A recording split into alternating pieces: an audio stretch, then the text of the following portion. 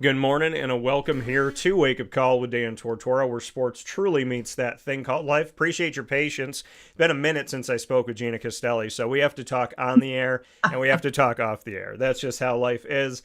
And I'm very happy to be here with you for what I am calling Italy Week. And here on Wake Up Call with Dan Love it. Tortora, as we have Italy Week going on, I have card-carrying Italians here with me all week long that are connected to the sports world and, of course, that are connected with me in bonds that I truly appreciate and respect both on and off the fields and courts of life. So with that being said, very proud to be here with you inside the Great Lakes Honda City studios. You know that Great Lakes Honda City is there for you on 7140 Henry Clay Boulevard in Liverpool, New York. And you can get in touch with Great Lakes Honda City by going over there Monday through Saturday. And you could go for sales and service. You can also go to greatlakeshondacity.com to get a sneak peek of everything that they have available to you in their lot. So make sure you head over to Great Lakes Honda City, let them know that DT sent you, and we appreciate that. As always, here on today's broadcast, as we continue Italy Week, I have two wonderful names that end in a vowel. Gina Castelli will be joining me first. And Gina comes to us, of course, from the history of women's basketball coaching, as well as being a current women's basketball coaching consultant. Gina is just somebody, if you have her in your corner, you are going to be better off. So Gina is joining us in hour number one. And in hour number two, we're going to have the opportunity to tell the story of Olivia Muscolino. Olivia Muscolino coming to us from the Beeville Bees, where she played girls lacrosse. And she is now finishing up her career, and she's the nominee from Binghamton University for their NCAA Woman of the Year. And she will join me to speak about her career at Binghamton with the women's lacrosse team, as well as being an Italian. And so in this edition of the Bearcat Break Room in our exclusive multimedia marketing partnership with Binghamton University, you will see and hear the story of Olivia Muscolino as we continue that, and an idea that her and I have that I think is going to be really cool over the summer. And then we'll get into the ingredients to success, because if you have two Italians on the show, of course, you have to talk about food. So we'll be discussing the topic of accountability, and that'll be the ingredients to success, proudly presented by Avicolli. So with that being stated, here in Italy Week, we started off with Miss Gina Castelli this morning, once again speaking on her trips to Italy, my trip to Italy that I just did, as well as the topics of the sports world. Longtime head coach. I met her when she was at Lemoyne, spent all 8 years with her at Lemoyne, and it all started sitting at a round table right outside of Ted Grant Court. Miss Castelli, how we doing? Oh, ciao, ciao. How are you, Dan? I'm doing very well. I learned a lot of things in Italy. I learned certain parts of the language. So, I learned obviously ciao and buonasera. And I realized that people say buongiorno and they say buonasera, but very rarely do they say the afternoon, which I think is buon perisio or something like that. They barely say the afternoon Oh, welcome. yes, yes, Yeah, yes. but I did. No, I can't remember that one either, but Yeah, yeah. it's one that I was like, wow, like nobody has said this to me up to this point. But yeah, I did learn some Italian. Pranza? Is it Pranza? The one that it told me, because I looked it up, I was like, what is good afternoon? Because buonasera people were saying all the time, and then Yeah. Yeah. buongiorno. But the good afternoon, I'm going to tell you right now, good Pranza. afternoon in Italian is buon pomeriggio. Okay. So Hmm. I never heard anybody say that, but yeah, ciao. And I had to learn how to say excuse, because a lot of people kind of just are everywhere. But happy to have you here on the show. And definitely, I mean, I was speaking in Italian daily, and I said to my dad, like, into the trip, I said, how am I doing? He's like, doing pretty good. I was understanding and kind of figuring things out as we went. But very happy to have Gina on the show. And Gina, you've been to Italy a bunch of times. Your family's been. We were talking about it off the air. So when was the first trip that you went? Oh, geez. Well, it's great to be back, and it's great to see you, Dan. My first trip to Italy, my parents were born in Italy, and they're from this really small town called Montelongo, and it's the kind of the state or the it's part of Campobasso. And if you're following soccer, Campobasso is one of the better soccer teams in Italy now. And so it's been pretty cool to be able to follow along, as time has gone on. But when I went back, my very first year was, I think I was like in second grade, like 7 or 8, 9, and I remember it distinctly because the women there, when their husbands die or someone dies, they all wear black, these black dresses, and they looked really old to me, as a young kid. And I remember my first day there just crying hysterically, thinking, who are all these women in black? Because I was not used to seeing, all these women dressed in black like that. Yeah.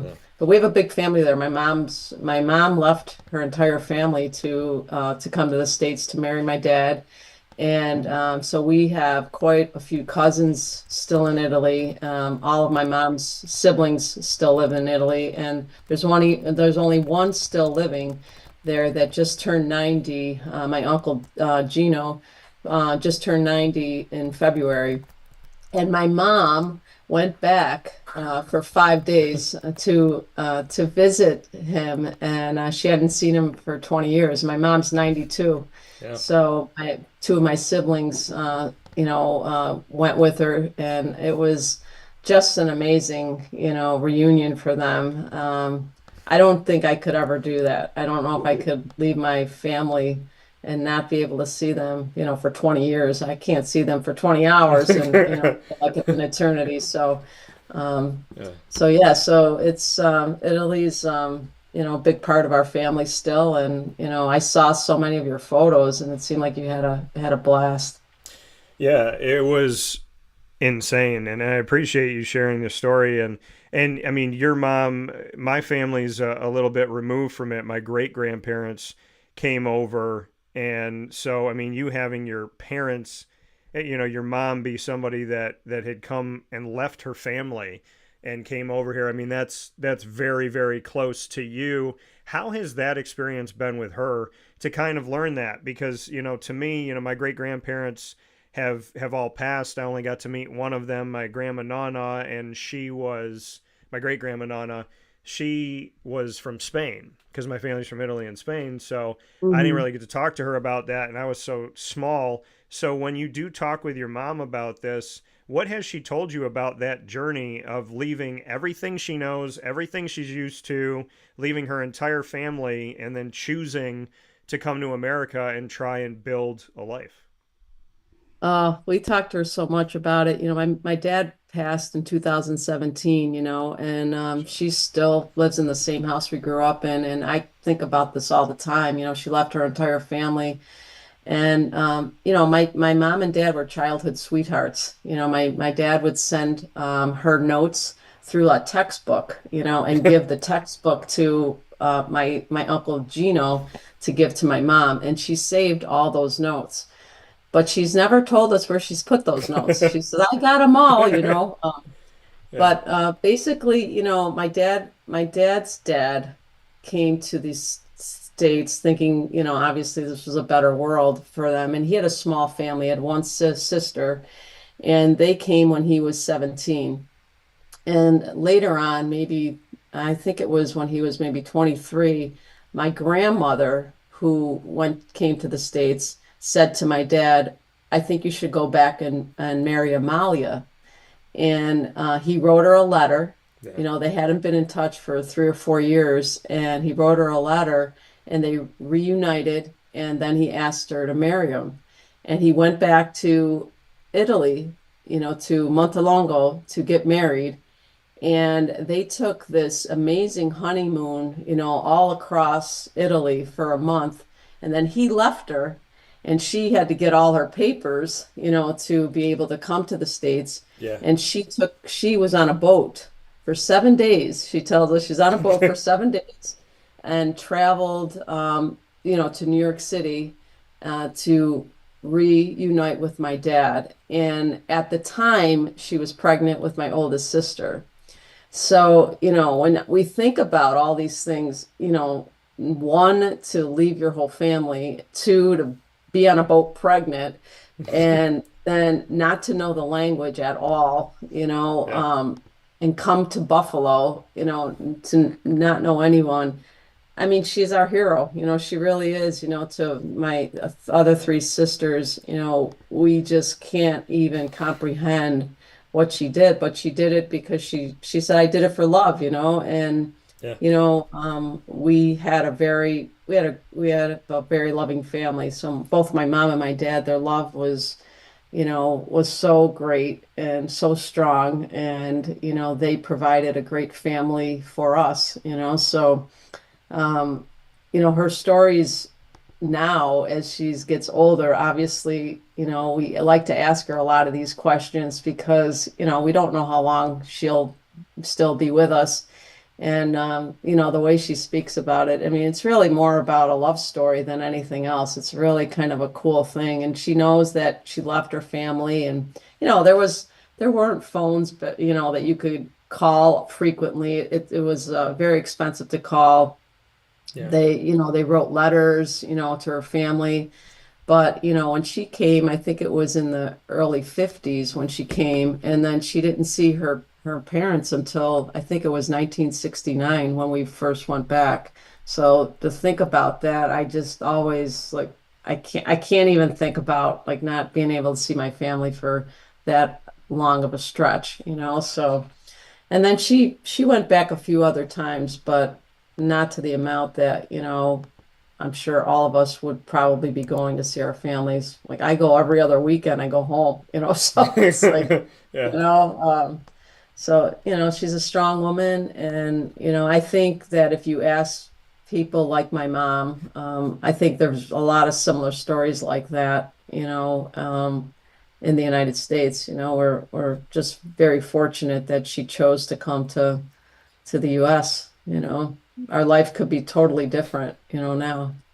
Well, and Gina, I mean, you're sharing this, and it's amazing to hear the story, and there's so many reasons. And while you literally did that, one of my friends that I've known since birth just texted me that he got engaged. So like that was crazy because you said that, and then my phone's here in the studio, and there's a picture, and it's like, hey, we got engaged. So like that, I mean, to hear about your mom's Love love story. and then to see that, but I'm thinking a lot of things, and I'm feeling a lot of things because I've been challenged, and you and I were talking off the air about some stuff, and we didn't talk about Mataloni yet, which is where my dad's family's from, but your story of your mom, and she said she did it all for love, right? And Hmm. I tell my parents that, because you and we've talked for over a decade. I'm looking Hmm. for that type of rare love, right? Because my heart Hmm. has a certain, I just, I love a certain way. And Hmm. I was challenged in something recently where there was no like fight to walk down the street for you. And now you're talking about your mom saying, I got on a boat pregnant. I was getting letters, no phone calls. I'm not with him. There's no social media. There's none of this stuff where I can Hmm. actually be around this man. And I came across the world on a Hmm. boat, pregnant, and I did it all because I love him. I did it all because I believe in this. Like, your family legitimately is living this story and will forever have this story that you were built from love, out of love, with a lot of faith and a lot of hope. And I just think that's such a beautiful thing. And honestly, I got to give a shout out to your mom to remind me this morning that that rare, genuine, good love that you can go literally across the world for does exist. And I think that Hmm. that's amazing that you don't have to go turn on the Hallmark channel to watch a movie. Like, your mother is that movie. Yeah, well, my parents were, yes. I mean, don't get me wrong, they bickered a lot. They were Italians, and Yeah. but but so many of their friends had similar stories, so when we celebrated their 50th anniversary, they they met so many great people, and that's another thing that just is a wonderful piece to this is that again, we had a very small family in the US. My dad had one sister, and, literally, as far as immediate family, we had three cousins, that Yeah. was close by. But after that, these all our other uncles, aunts and uncles, the kumbares and the kumares, they were friends that they met, while they were here. And these friends are still longtime friends, but they had all similar stories. They're all Italians that were from different parts of Italy that came, for a better life in the US. And, it's really cool to be a part of that. And, and their families and their kids we're all still very close to them. And, we were surrounded by so much of the same stuff, so much of the same story that we didn't know any different, to be honest with you. Growing up, we thought all families did that, Yeah. we thought all families made wine. So, Yeah. my father, we thought all families canned sauce, I mean, Yeah. because those are the families we were always around, were those same families, and now growing up, we realize how unique that was for families, being outside of that circle of Italians was pretty cool. It's really pretty cool. And and the nice thing now is that our family in Italy, my youngest sister went to study in L'Aquila when she was in college, and she learned the language really well. So she's really kept a strong connection with our cousins, and that's allowed us to stay connected. We're not great in speaking Italian. Thankfully, Google Translate is just the best thing ever, right? So we have a text thread with our cousins, and we stay connected with them and what they do now. I mean, when I think about the letters that my mom, had to write, and now there's FaceTime, WhatsApp, Yeah. it's just amazing. We get text messages from our cousins daily, about what they're doing, where they're going, and you just feel so much a part of their life now. Yeah. No, and that, I mean, again, it's just, I mean, think about how hard that was. Like, people make excuses now.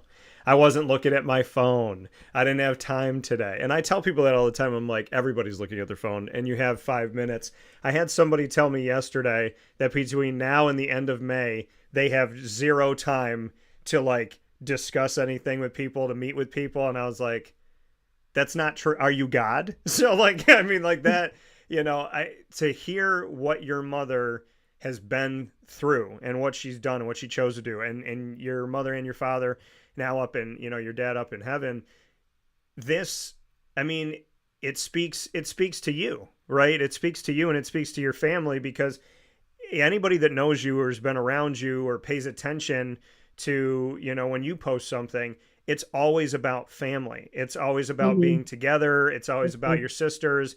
And the awesome thing that I got to experience, and still one of the favorite moments of my life, and the first time that I ever knew someone personally when they cut down a net, was when you did it in the NE10, the first time that women's basketball at Lemoyne ever won an NE10 championship in the tournament.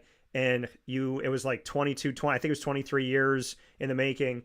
And I remember your mom being there, and you introduced me to your mom, your sisters were Mhm. there. And like, they just turned around. They're like, "Oh, you're the guy." Like, because you and I talked all the time.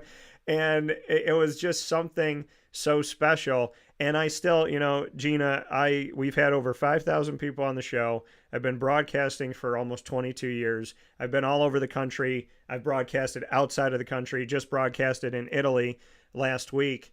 And I can tell you without doubt that that moment when you all won the NE10 tournament, I can go back there. I can remember the pictures that I took. I can remember your smile when you had the net in your hand. I can remember when we finally, because everybody was around you. You're surrounded by love, which speaks to your character and the type of human being you are. You're not easy to get to because everyone's trying to give you a hug. And then when you and I hugged, I cried. And I remember that day I told you made me cry twice. But that, like, family and hearing the story and the background of that, it makes even more sense to me now how you are literally effortlessly on your sleeve such a genuinely kind person, a good person, and you've always been warm and calm and like peaceful to people. And I know that life gets hard and we all have our moments, but you are always that person that like never wants to say a bad thing about anybody, wants to help people out, wants to find a way, and you're easy to root for. And so I guess we got to give a little credit to mom and dad for building such a family like this. But I feel like I know your sisters and I feel like I know your family because of how you bring them everywhere you go. Like you bring them to coaching, you bring them to your social media, you bring them to the things that are important to you in life. And I know you're a humble person, but I feel like the world needs to know like there's Gina Castelli and then there's like in a lot of ways everybody else. And I really appreciate and aspire to have that type of warmth and that kindness that you bring with you. I mean, you're the reason why I work with Lemoyne. I mean, you bringing me to Bob that day and us shaking hands is what started that. And what started that and started my building of the plan for colleges and universities that has gone to Bryan and Stratton, that has gone to Marywood, my alma mater, that's gone to Binghamton, that's gone to other places and continues to grow. Like you helped open doors just by being who you are and being very purposeful with your time. And I don't think you know how effortlessly you bring people together and really help to like bring the room into a warm and safe place. And it makes sense hearing the story about your family, how that all came about. Well, that's way, I don't know. I mean, that's very complimentary and thank you very, very much. But I could tell you that, there's always multiple sides to people. So, but I do, like the one thing I would say is that when I first got into coaching, I was really, really young, and I didn't want to take the head coaching position at Siena when I was offered the job because I didn't have a lot of experience. I didn't think I was ready,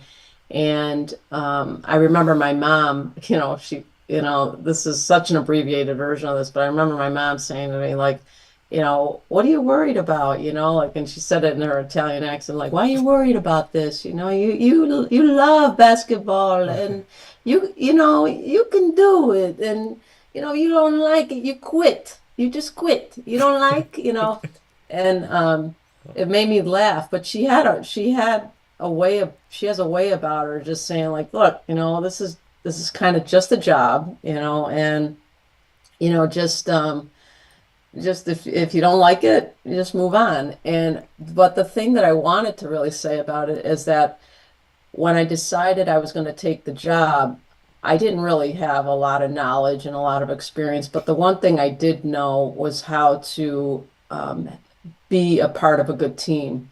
And that started with my family, whether it was just like dinners around the table, Yeah. our conversations, the love that we had, singing. I brought a lot of singing and karaoke to my teams because that brought a lot of fun, just some simple things that I felt brought camaraderie from my family, I brought into my teams. And then, as you said, my family was we're all a part of everyone's lives, so, whatever we're doing, we all feel a part of each other's lives, so my sisters and my parents were always so supportive of my career,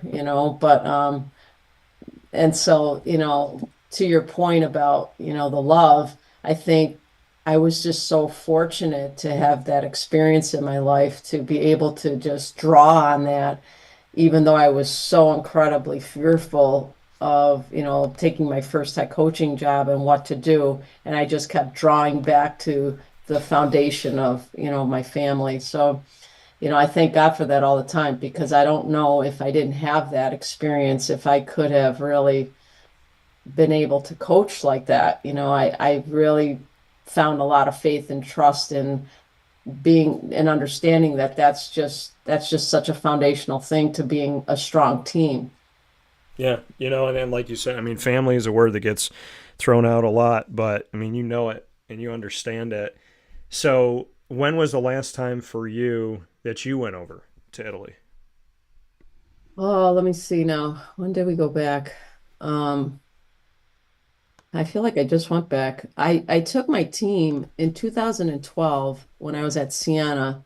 It was the my last year. I took my team to Denmark and Italy, and I think that was the last time we went. I took two or three teams to Italy, and so that was the last time I was there. And I did get to see my family there as well. And then we've had cousins that have visited since then into the States, and my sister Sandy, my youngest sister, and her family, they're going on Friday for a week to pick up their son who is studying in Florence this past semester. So she wanted, she wanted all of us to go too. It just didn't work out in our schedules to be able to go. But sometimes I feel like I was just there, but I think it was because of all the videos I've seen with my mom there. It's just, it's incredible. It's beautiful. I mean, I'm sure, the food is just amazing, and just the sights are just one after the other. I mean, and to totally immerse yourself into a small town is really kind of what I like about Italy, more than just going to Rome or Florence or the big places. Yeah, and where we stayed in Rome too, like it felt like a town within Rome. Like it didn't feel crazy. We were, in Where did you stay in Rome? we stayed right by the Spanish Steps. Oh, nice. So it was like there was a ton of stuff to do, but at the same time we were, down this like alleyway type of road, a thin road, and we were at this smaller hotel, and we had a balcony, and you could just literally right next to my bed, you just unlock the thing, step up, and here you are like immersed in Italy, and you're just standing on this balcony feeling like you're straight out of a movie. I remember going there and like FaceTiming my mom and just showing her the street.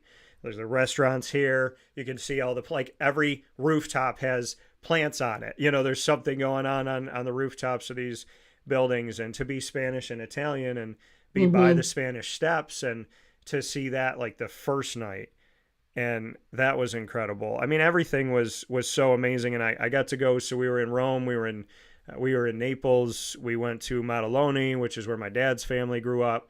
We went to Tortora, Italy, which was insane, and we also went to the Isle of Capri. So Oh, I'm going to throw it back and forth with you here because you've been and now I've been.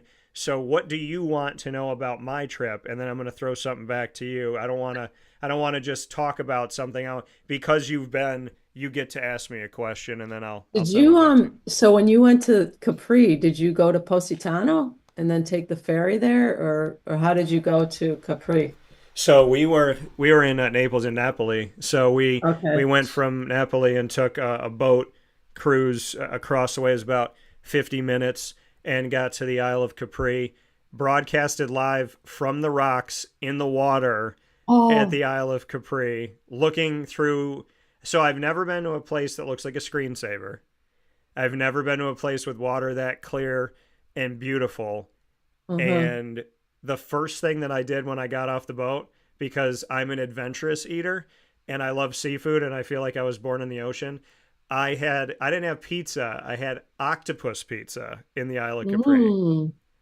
And How was it? it was really good. Like Yeah. really, really good. And the good thing about me eating the food I eat is that normally people are like, "Nah, I don't want to try it." And so I was like, "Dan, do you want some octopus pizza?" He's like, "No," and I was like, "That's the right answer because I would like to eat this myself." But no, the Capri was crazy. We did the funicular, the trolley car that goes all Yeah. the way up the mountain, and so we did that, and that was our last. That was our last full day in before, yeah, because we traveled the next day back to Rome. But yeah, the Isle of Capri, I don't even have That's honestly, words. Dan, I went there, I'm trying to say in 2002 back with my parents, and we went to Positano, which was beautiful, and it's all part of the Amalfi Coast. And we took the boat to Capri, and then we went to Anacapri, which is the tip of Capri.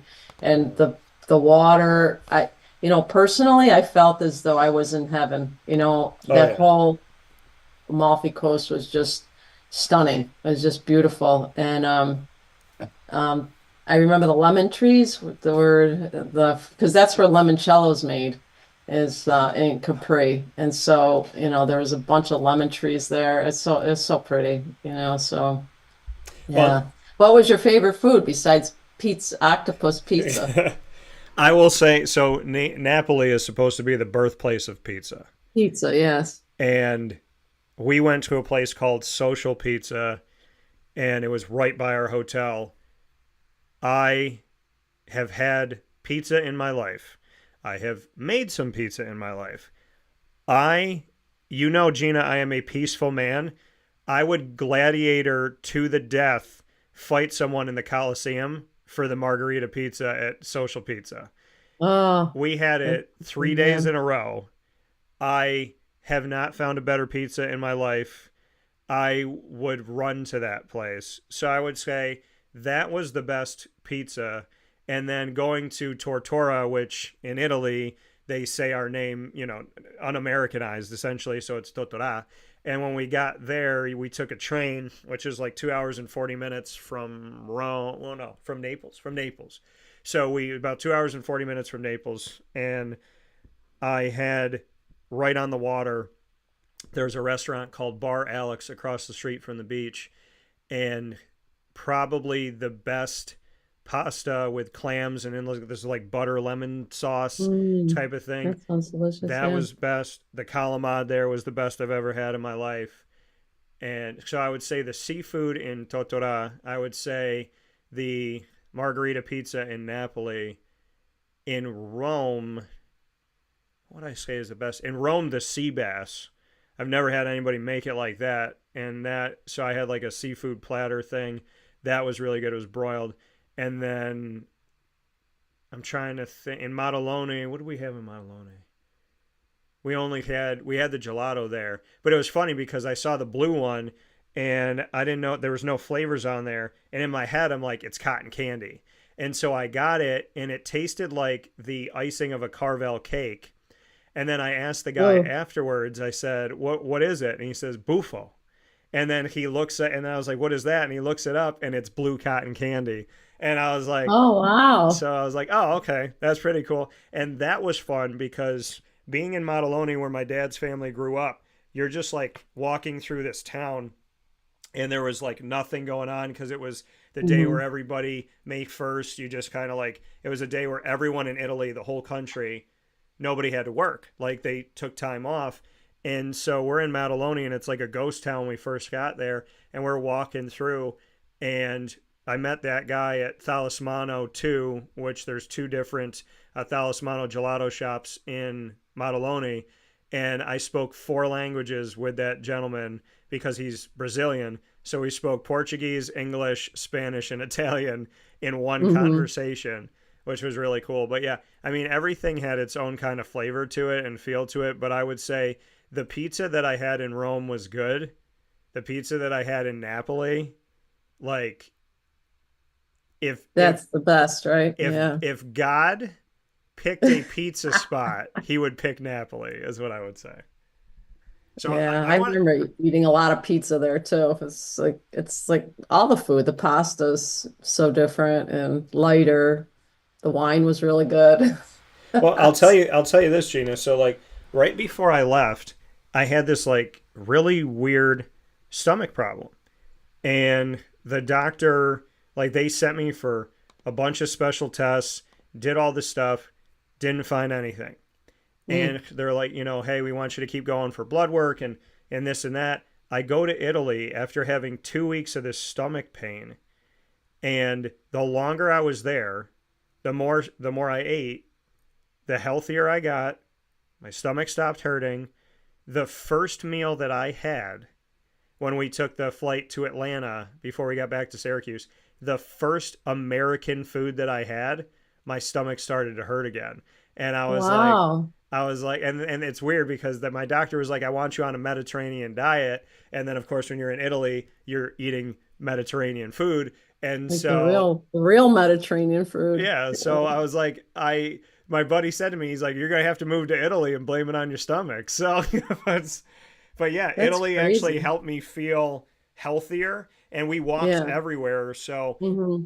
like it's funny how people are like, you're eating all through Italy, but I actually came back in the best shape of my life because like we're eating better, we were walking, we're doing different stuff. So, I mean, Italy was definitely life changing, but I want to know for you, since you've been there more than once and you've experienced it a bunch of times, what are your favorite like food, place, like when you think of Italy and if you could go there right now and get on a plane, where are you going to eat? What are you going to do? Where are you visiting? I want to know like your trip if you could go right now. Well, honestly, my trip would be going home, going to my mom's town is kind of like a ghost town now. So the first thing I would want to do is go back to see that, and see her home. She was able to do that when she went back. So, but really, my favorite part of Italy was the Amalfi Coast by far. The food, the sights. I I want to go back just to see that. And I can't even remember places I ate, but I do remember that, we had gone to even Siena with my team, and the food there. I remember going to a little restaurant there and in the Palio place where they run the horses. Yeah. The restaurants there were incredible. Rome was fun as far as the sightseeing. The food in Rome was just okay for me. It was more a little bit more commercial. So I remember that part. But for me, yeah, the Amalfi Coast is where I would spend more time. It was just beautiful. It was just stunning and peaceful, and yeah, the water was amazing. So. And it's funny you say that Would be about. my trip. It wouldn't be that difficult. I also been to Lake Como with my last team. We went to Lake Como, which is similar in some ways to the coast, except it was greener, and we got to see George Clooney's house. We went to Bellagio. That was cute too. That was nice. That was very, very nice as well. I Yeah. mean, honestly, every place has been nice. Do you have for you like a memory you go back to? Like when you think of Italy, do you have that kind of close your eyes, take a deep breath, breathe, take a deep breath and just kind of like feel that air again? Do you have a place you can go back to? I mean, again, in the year that I took the head coaching position at Siena, my family went back to Italy. We all went together, and we were in my mom and dad's town. My grandmother was still alive there, and all of her siblings were still alive as well. So all my aunts and uncles were there, all our cousins.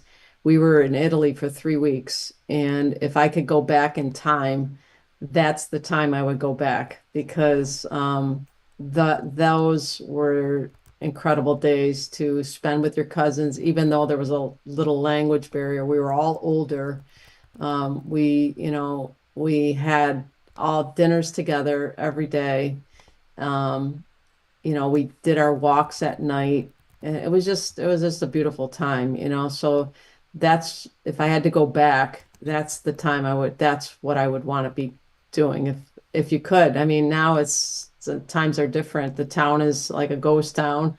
So many of my aunts and uncles have passed, but our cousins are still there. And so if we could do that again, that's what I would want to do. Yeah. And I What think, about you? well, so when we went to Maddaloni, and because I mean, we grew up thinking that, we're from Napoli. And then we found out just outside of Napoli, and it's only like a couple stops on the train. We're from Maddaloni, and my dad, whoever we talked to in family, they said, that's where we're from. So going back there and kind of just walking around and discovering it in the moment, we started to walk and we saw like this castle. We started to walk and we were kind of going up, starting to go on an incline, and we saw this guy in an alleyway was walking by us, and my dad asked him, and he was talking with us in Italian. And we walked away. My dad's like, "You didn't understand anything." And I was like, "No." I said, "He said, take a left." He said, "Take a right." He said, "It's really steep." And he was talking about, going up this thing. So I said, "Okay, let's try to find it." So we're walking to this what we think we're going to see is like a church for St. Michael the Archangel. So we go like around this guy's house. There's like this back way to go. We're going up this steep path. We go up another steep path. Then there's stairs. My dad goes, I'm going to stop here because my dad, he's got like an injured leg and whatnot. So I said, okay, I'm going to keep going. Now, I didn't think it was that far. And where we stopped, there was a cross. I look at the cross and there's a picture on it. And I was like, okay, this kind of looks like Stations of the Cross. So I start walking up the mountain. And as I'm walking up this mountain, I'm realizing like this is one of the mountains we saw from the train. And the mountain is huge. So I'm walking up this mountain and there's another station. And I realize, okay, going up this mountain isn't just going up this mountain. You're reenacting Jesus's trip to to his death and eventual resurrection. You're literally going through the stations of the cross, walking the path of Jesus while you go up this mountain to get to the church on top. And so my dad calls me at a certain point. It's kind of cutting in and out because I'm, going on the incline. And he said, how far are you? Are you there? And I said, no, not yet. He said, how far is it? I'm like, I don't know, hopefully not too much farther. He said, well, you went far enough. Come back down. We got to get the train. I said, Dad, I got to finish it. He was like, no, you don't. I said, I'm not going to tell Jesus I came part of the way.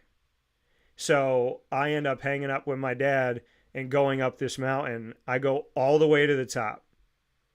And I get to the top, never climbed a mountain in my life, get to the top of this mountain. And after you get to the top, it's kind of like being in heaven. The closer you get, the more narrow it gets. You got these big stairs, and then all of a sudden it's very thin, and there's grass and all this stuff. And as soon as I saw it, it hit me, narrow is the path to heaven. And so you keep going, and you get up to the top. And once you get up to the top, there's like a railing all the way around. It's flattened out. And there's this beautiful church, and there's people walking around, and you're thinking to yourself, how do these people get up here? And it almost makes you feel like you're in heaven, and there's not a lot of people. There's like 20 people, 13 people that are up there when I got up there. And I went into the church, and then I went and I looked out, and to be back in my family's home, to be there for the first time ever, and I got to see Maddalone from the top of a mountain. I got to see the entire town at the top of this mountain after walking the Stations of the Cross with Jesus. And then I left a lot of stuff up on that mountain with God at the cross. I was like, you died and you were reborn. I'm leaving all this stuff that I have to leave here. And then I'm going to come down this mountain reborn in you, reborn in this mission, reborn in this path with you. So to climb a mountain for the first time and have it be in my family's home, and then be able to see my entire family's home from the mountain, and then do it reenacting Jesus's path to the cross. I don't think there's anything in life that can equal that. Wow, that's amazing. So that what a beautiful story. Yeah, how long did it take you to go down the mountain? Oh, that was funny. So knowing that I had like less than an hour, and I didn't want to like be late for the train, and I didn't want to disappoint my dad. So I did not stop going down the mountain at a pace, because you have to you can't run down the mountain because you'll die. So you have to go at a pace where you're going but stopping yourself, but still moving, but not going too fast. And there's no real stair for the most part. So until you get toward the bottom. So you have to jump onto rocks as you're going down the mountain. You have to strategically place yourself so you don't break your ankles and do all this stuff. So I told my dad, because when I got to the bottom, he looked at me and gave me a look you made me wait this long. And I'm like, Dad, you don't understand. I went down at the mountain as fast as I could without dying and or breaking my ankle.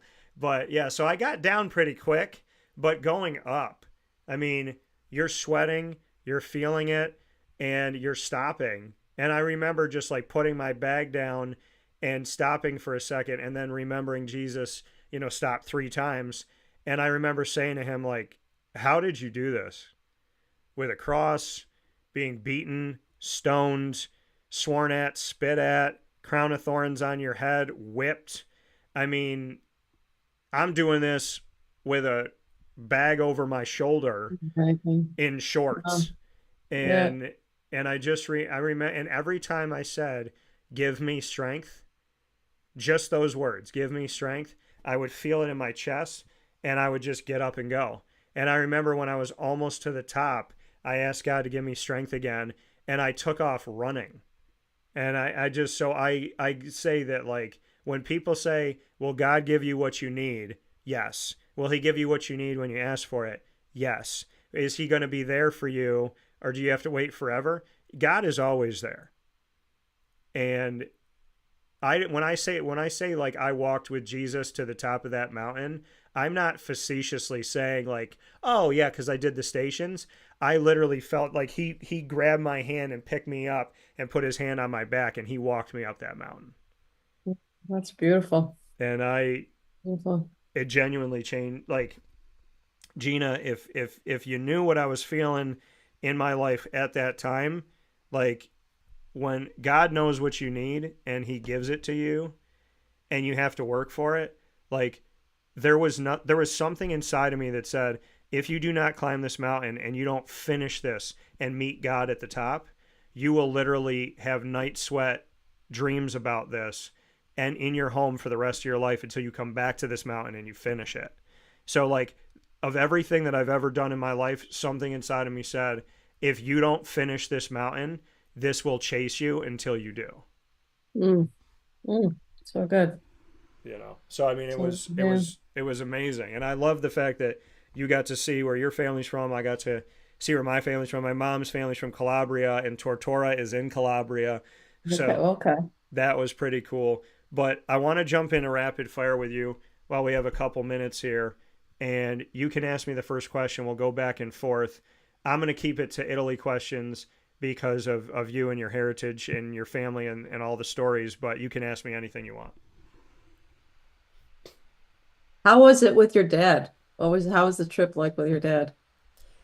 Amazing. Just like looking in his eyes, and we pray, like, I pray before every meal. So my Hmm. dad and, like, we pray together. And so just hearing his prayers and, like, hearing like what he was feeling in the moment, and how he spoke to God and how much he appreciated it. And my dad was like a little under the weather at times, and then, like, he has kind of an injury with his foot, and he didn't change any plans. Like, no matter how Awesome. he felt, we got on that boat, we got on that train, we walked through that town, and if he was tired, like, we would stop and then keep going. And I remember, like, he walked up the mountain as far as he could go, and there was a few times where I'm like, "Dad, are you good? Do you want to stop?" And he's like, "I didn't come this far to come this far." And so Um, I think, the best thing about my trip with my dad is that we've both kind of realized how our bond has evolved, and it just means a lot. Like, I just remember looking at him, and I don't want to, like, I'll cry if I think about this too much, but it was just like looking at my dad and saying to myself, like, not everybody has their dad right now. And hmm my parents, their fathers passed away in 92, and my parents were younger than I am when their dads passed away. hmm And I just, like, I didn't tell him this, but I kept looking at him and just thinking to myself, like, the next time you come here, he might not be here, depending on when hmm that happens. So it was just like taking in that moment of, like, your dad is here right now, and I need you to look at him, and I need you to just see his face, even when he's like sitting on the train. And so that, like, hit me some kind of way. Like, I hope my dad and I go back 100 times, but it was just something to, like, that thought of, like, you're here with him, and you need to really just, like, be here with him. mm mm. So good. My So question good. back to you, Gina. What is the When you think about your mother, what is your favorite thing about your mom? My mom, I my mom lives in the moment, you know. She's very present in when you're there, she's there, so she's a great listener. warm. She's amazing, loving. And she's got a great sense of humor. I mean, I always say like she's warm, she's loving, but I think lately I've really enjoyed her sense of humor more than anything else. She laughs all the time, and she just is really shows us just a great example of how to grow old gracefully. So Yeah. you know, there's so many things about my mom that I just love, but she's a great woman. Yeah. I love that. And growing Yeah. old gracefully. And I love that she's laughing and smiling and that's how Yeah. she's deciding to get older. Some people get old and grumpy. Your mom's old and happy. So that's really cool. Yeah, she's amazing. I mean, I'm sure she's hurting for my dad, but she really tries to stay strong around us, so yeah, we try to spend a lot of time with her, which is also I'm very grateful for. I love that. And your mom sounds like a wonderful woman. And like I said, She sure is. I got to see her and just that little Italian woman. So something about a little Italian women, you see them and you know that they're Italian and you think a couple things. She's probably a really good cook. And then you She want to like is. apologize to her because it's just something about it. When you see an Italian woman walk to you, you just think in your head every sin you've ever committed and you feel like she's close to Jesus and you're like, I want to apologize because I swore on the way in at somebody in the parking lot. I don't know you, but I want to say I'm That's so sorry. funny. And then That's how I feel when I see her. I'm like, oh God, you feel like you yeah, got to exactly. You apologize for have it something. right, Dan. What's your next question for me? My next question is, I don't know if I have one. We've talked so much. How's life been for you now? Gina, you and I, we've always talked about life, not just Yeah, sports. And you have been, because I was thinking about this when we started talking this morning. I'm like, I called you one time, like going through something in my personal life, and something inside of me was like, just call Gina. And I was like, can you trust her? Like, do you believe that? Like, this is really close to your heart. This is important to you. And I just like, I called you and I remember you were like, you just talked to, you're like, well, Dan, obviously this sounds crazy and it's not good for you and you don't deserve it. And it was just kind of a very real, like, you know who you are, you know what you deserve, stop dealing with that. And so, I mean, how is life now? I feel like if I had called you a few weeks ago, you would have said the same thing to me about a yeah, situation. And yeah, I mean, life is beautiful and it's wonderful. And I tell God all the time, like, what am I going to complain about? Like, I do what I love. I love what I do. And I've gotten a broadcast all over the world. And I mean, I feel like a little kid just getting started. You know my heart. And so, I'll let the world kind of see a little window into it. But I think you know this, Gina, without me saying it. The thing that I want more than anything in my life, and I've always wanted, is I want to find genuine, good love, like how your mom found that real. And mm-hmm. I want to have that. Like, I want to wake up next to somebody who's like my partner or my teammate, and I want to be a dad. And Mm. so, that's something that was part of the mountain trip Yeah. and part of the conversation with God, and God looking at me and being like, you tell me what you want, but look at what you've accepted. And that hit me some kind of way where he's like, you gave me a list. There's nothing on that list that you gave me. What are you doing? And so I could say that life is beautiful and I'm very blessed and I'm very grateful. And at the same time, I am very hopeful. And I've kind of changed my focus of, instead of saying to God, can you give me this thing that I've always wanted? I'm now looking at God saying, can you prepare me for it? Mhm. So, yeah, I would say, you and I owe each other a heart to heart, but I've definitely been challenged recently. And I would like to think that the thing that I've been asking for is close and I need to clear the path for it, Mhm. if that makes sense. for sure, for sure. I mean, one of the, you know, when I went to Lemoyne, one of my mantras was never settle.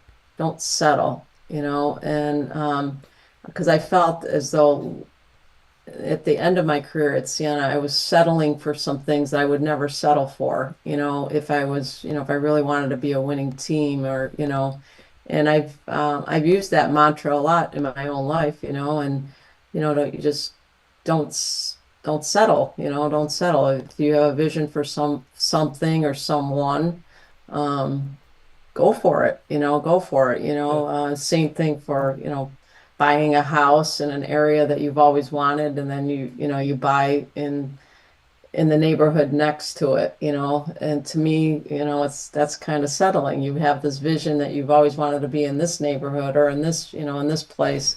Well, then let's do that, and sometimes you just have to have patience with time, I mean, sometimes, it's just not it just doesn't happen right away. For whoever it is that you're going to have in your life is going to be the best person, and you're not going to settle, and you'll realize why you've waited so long. Well, and hearing your mom's story today, Hmm. like that it just hit me with like, I want a woman who would be willing to, go to the ends of the earth. Your mom did. And I was thinking about the situation I was in, and I was like, I'm begging somebody to like walk into the other room. And I want somebody that would like fight and go across the world. What am I doing? And I heard, Hmm. hearing your mom's story, I was just like, what am I doing? And it's funny because people are like, well, you go to Florida a lot and that's your second home and this and that. But it's funny, like distance is not a thing to me.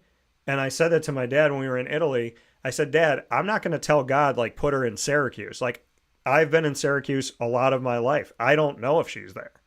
Hmm. And so to me, I'm like, she could be anywhere. And I'm okay with that. And I've kind of like opened myself up to that and up to that reality.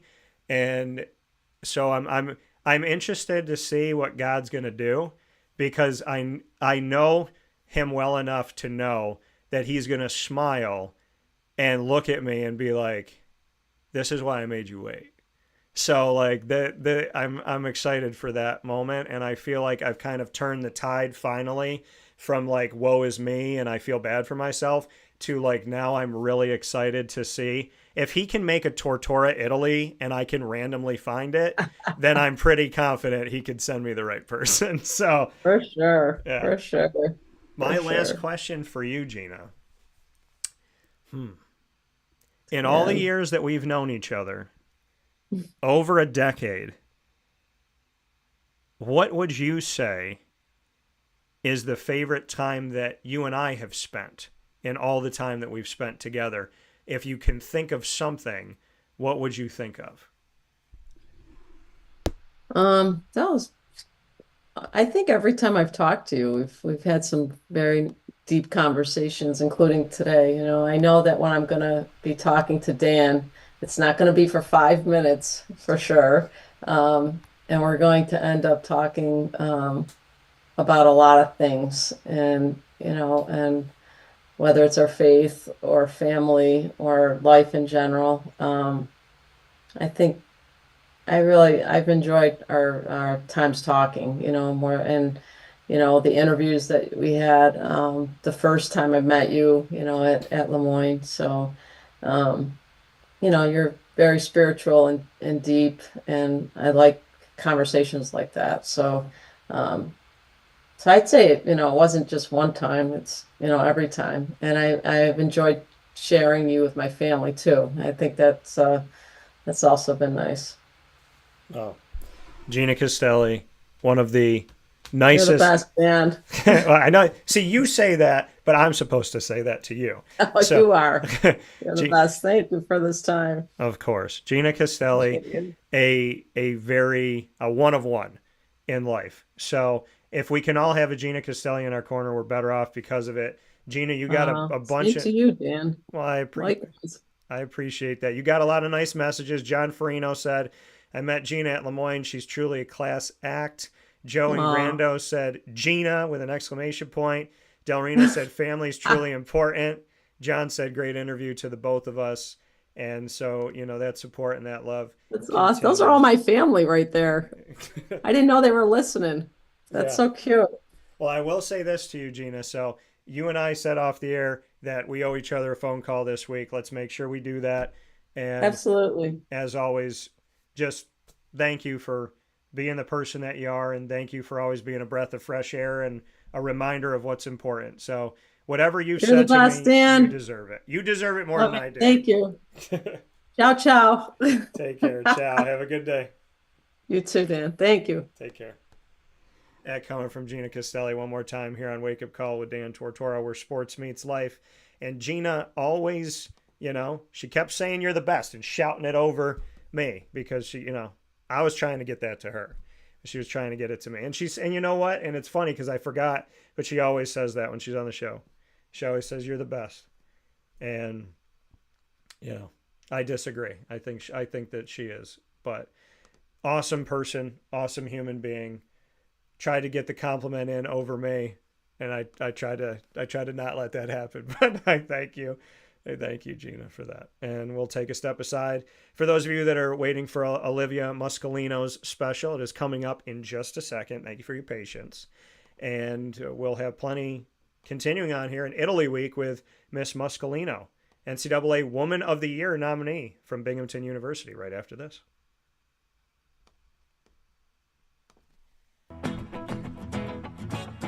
Hi, this is Amy from Mother's Cupboard, home of the whole frittata. We are open daily 6 a.m. to 1:30 p.m. For takeout orders, call 315-432-0942 and tune in to Wake Up Call with Dan Tortora for our monthly food challenge and try our Wake Up Call signature menu item available 7 days a week.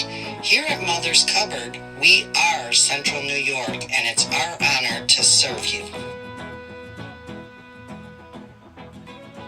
Ma and Pa's Kettle Corn and Popcorn Factory remind us that every day is worth celebrating at 201 7th North Street in Liverpool, New York. Open Monday through Saturday in-store and always online at maandpaspopcorn.com. Serving our Central New York community and beyond, order anywhere, anytime at maandpaspopcorn.com. Stop in to get a tin at Ma and Pa's on 201 7th North Street in Liverpool, New York to get your half-price refills for the rest of your life. Come to Ma and Pa's for your holiday gift giving for family, friends, employees, and clients. And remember, for fundraising and events, to call 315-450-6272. That's 315-450-6272. Ma and Pa's Kettle Corn and Popcorn Factory. How corny are you? This is Jimmer Sikowski, owner-operator of Chick-fil-A Cicero, 7916 Brewerton Road in Cicero, right in front of the Home Depot. I had a deep feeling that God wanted me to do something bigger with my life and to help people, help others. He kept putting Chick-fil-A in my life, and I realized as I was going through the franchise selection process that positively impacting the lives of others was really core to what we do here at Chick-fil-A. First of all, it starts with the food. The food is brought in fresh daily. We bring in local produce. We prepare to order in the kitchen. We hand bread our chicken. We hand spin our milkshakes. It's great food. It doesn't taste like fast food. I think the second thing is the way people feel when they come in a Chick-fil-A restaurant. It's different. We try to treat people with intentional kindness here, which is very different and deeper than good customer service. And so I think it feels remarkable for most people to come in a Chick-fil-A restaurant. And then lastly, the impact that we try to have in the community is very different. It's a big part of the expectation of every operator of a Chick-fil-A restaurant is that they're actively engaged in their community, they're a leader in the community, and they're making a difference. When they realize that what we're striving to do is to shine a little light in their life, that's a very, very different experience than you will have in any other quick service restaurant. And it's that remarkable experience that I think people will emotionally connect with.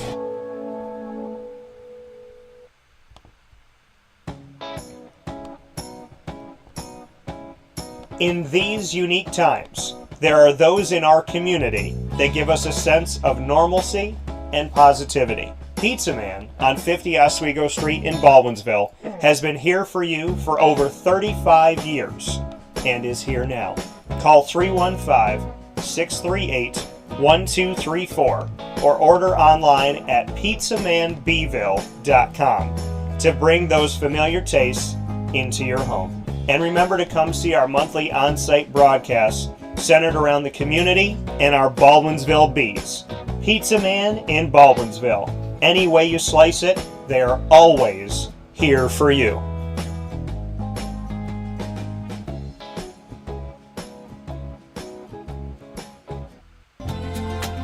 Looking for your next ride? Look no further than Great Lakes Honda City, located on 7140 Henry Clay Boulevard in Liverpool, New York. Serving our community for decades, their new and pre-owned vast array of vehicles are available to you Monday through Saturday on site. To search from home, shop at GreatLakesHondaCity.com.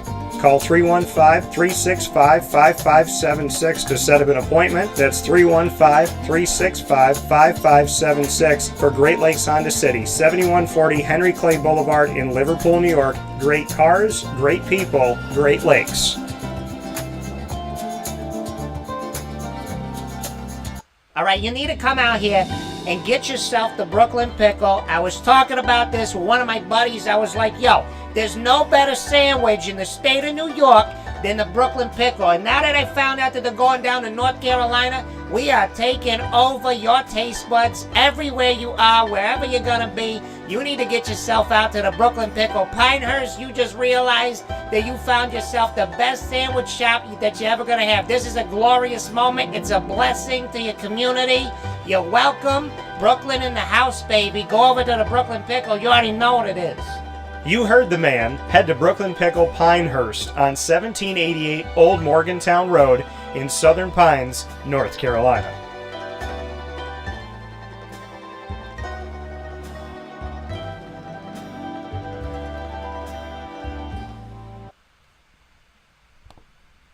Welcome back here to Wake Up Call with Dan Tortora, where sports truly meets that thing called life.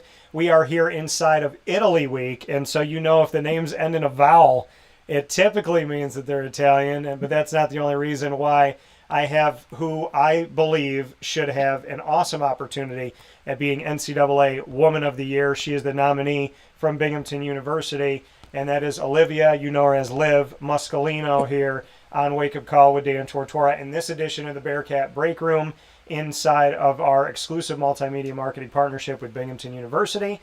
And of course on Wake Up Call, we're inside the Great Lakes Honda City studios here with Binghamton women's lacrosse finishing her college career. This makes no sense to me because obviously the Muscolino family, I've been around them at Beeville. We do our shows at Pizza Man.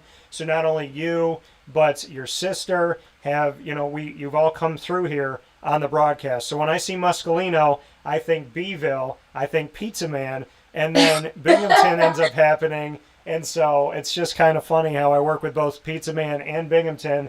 And so I've had the awesome opportunity to follow you and your story and obviously your family. So first and foremost, welcome here to this Bearcat Break Room. But Liv, you are no stranger to knowing Wake Up Call, and I'm happy to have you.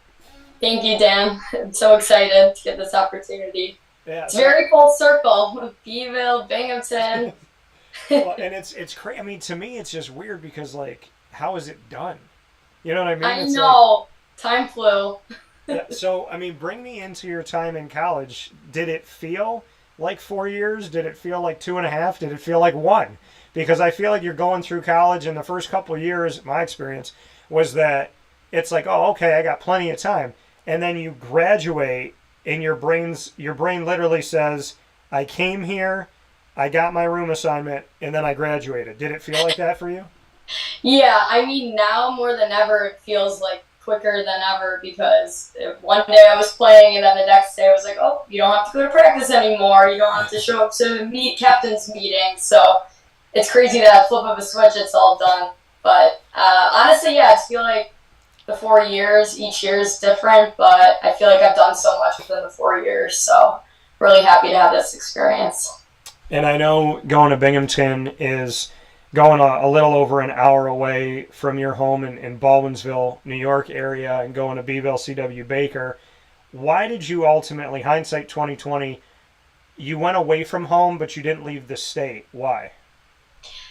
Yeah, at first, honestly, I was always set on going like down south or far away from home. And honestly, once the college recruiting process started and like you go on visits and stuff, those schools didn't seem as appealing to me, more because I wanted my parents to come to my games. They've been a big support throughout my whole lacrosse career. I mean, my dad played at Washington College, so he was always at my practices, games, anywhere I was playing lacrosse, he was there. So it was really important for me to have my parents to be able to come to all my games in driving distance. So that was a big factor. My mom used to go to Binghamton, so she kind of drew me to the school. So, yeah.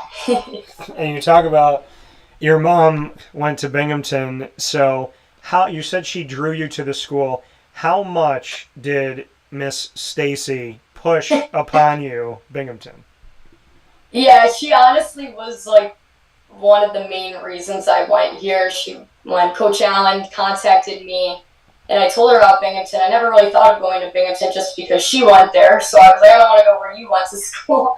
But my mom's like, you really should take advantage of it. They have great academics, a great lacrosse program.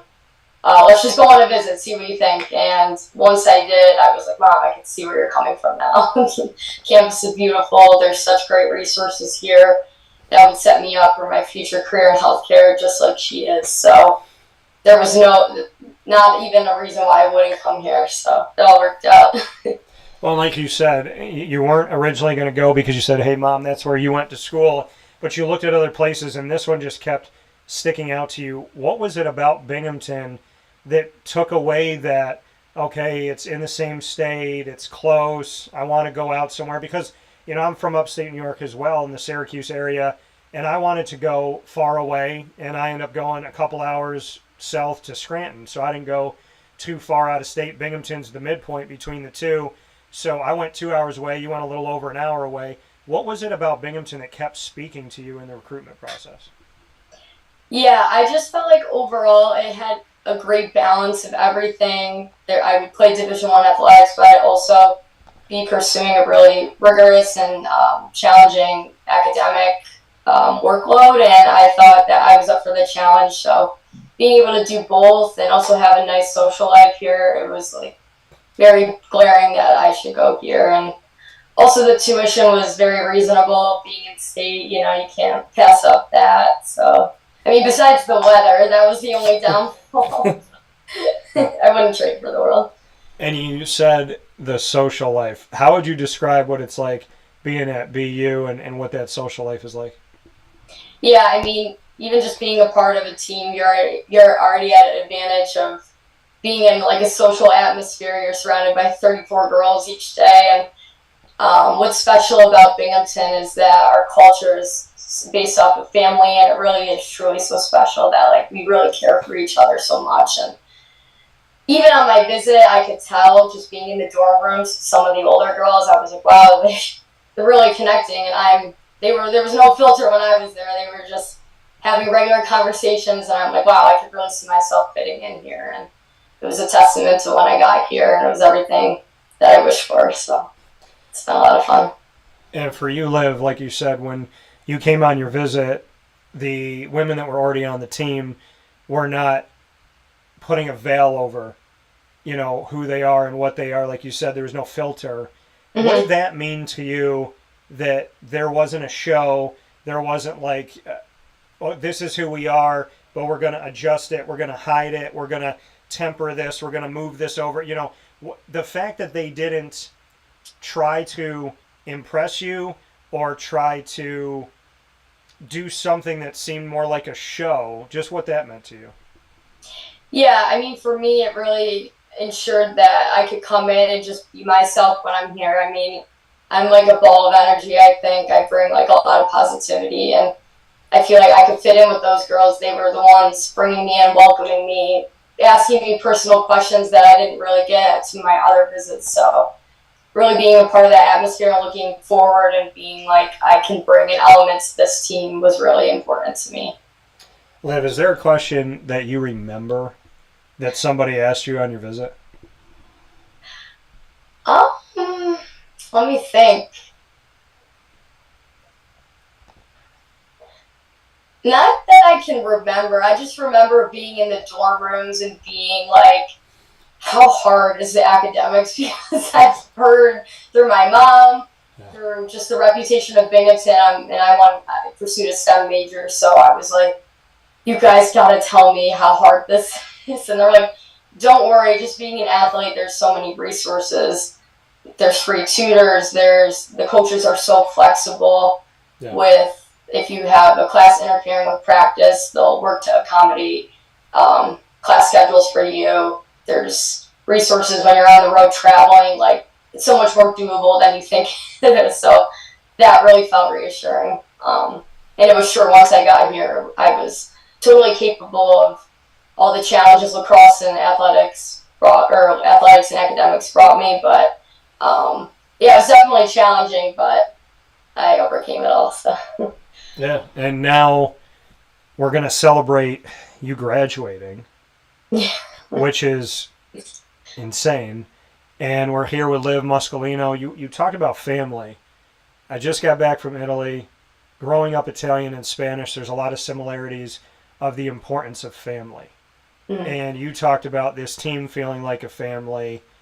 I want to go into my name ends in an A, your name ends in an O. We know what it means to be in an Italian family. And I do want to say this to somebody because I was having a conversation with this before. And this is what I'm going to say, Liv. And I'll say this, and this is for men and women in dating too. I want people to know this, so take this down.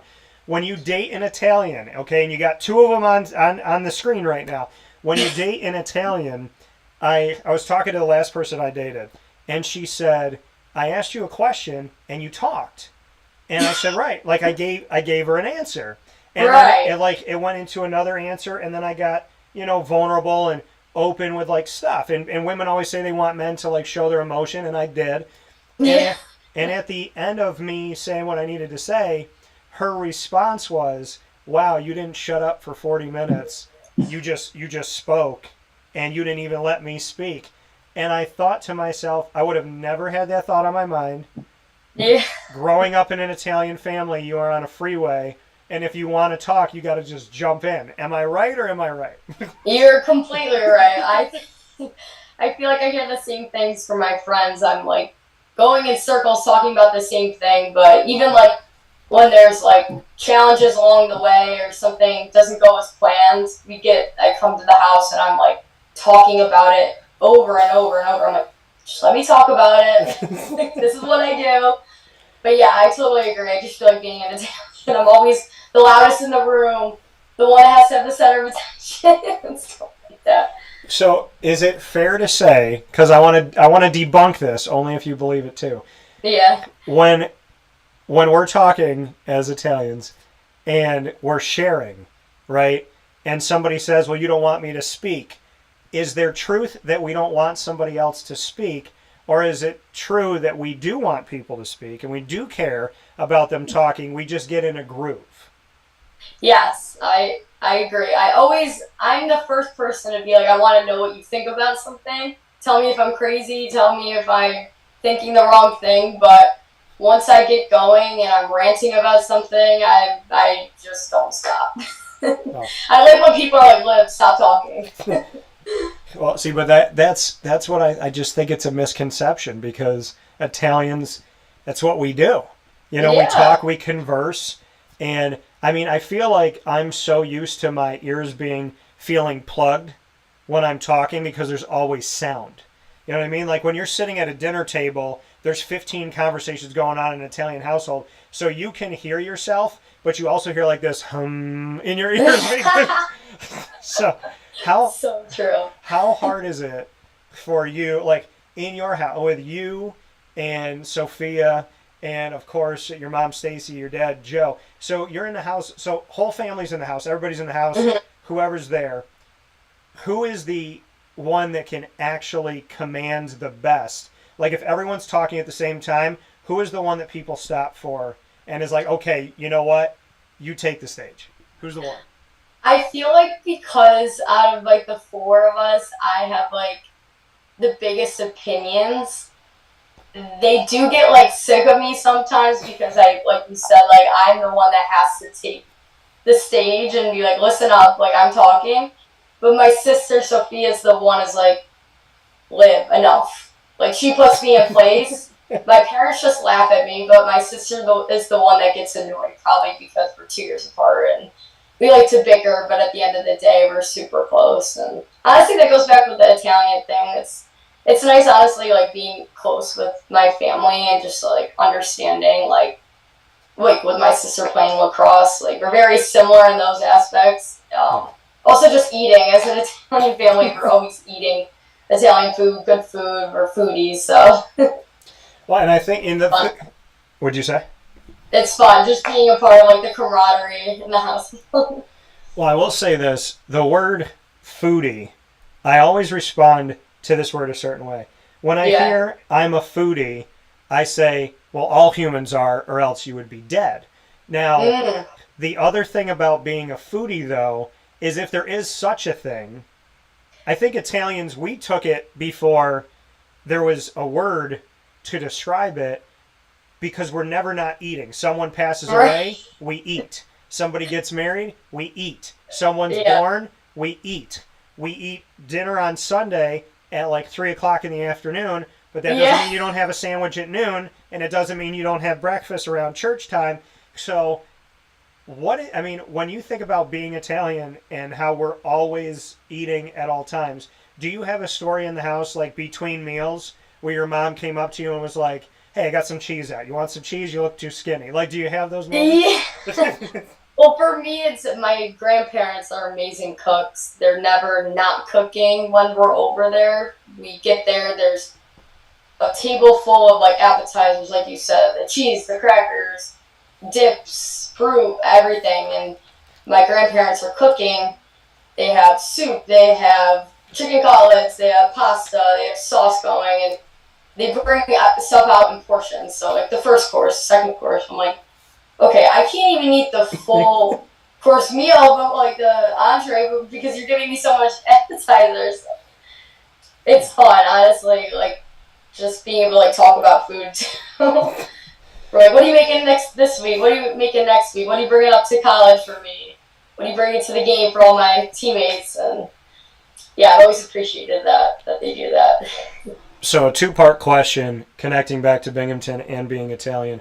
What's the favorite thing that your family's ever brought up to you and the team for a meal? And secondly, if you do cook, what are you the best at when we're talking about Italian food? Ooh.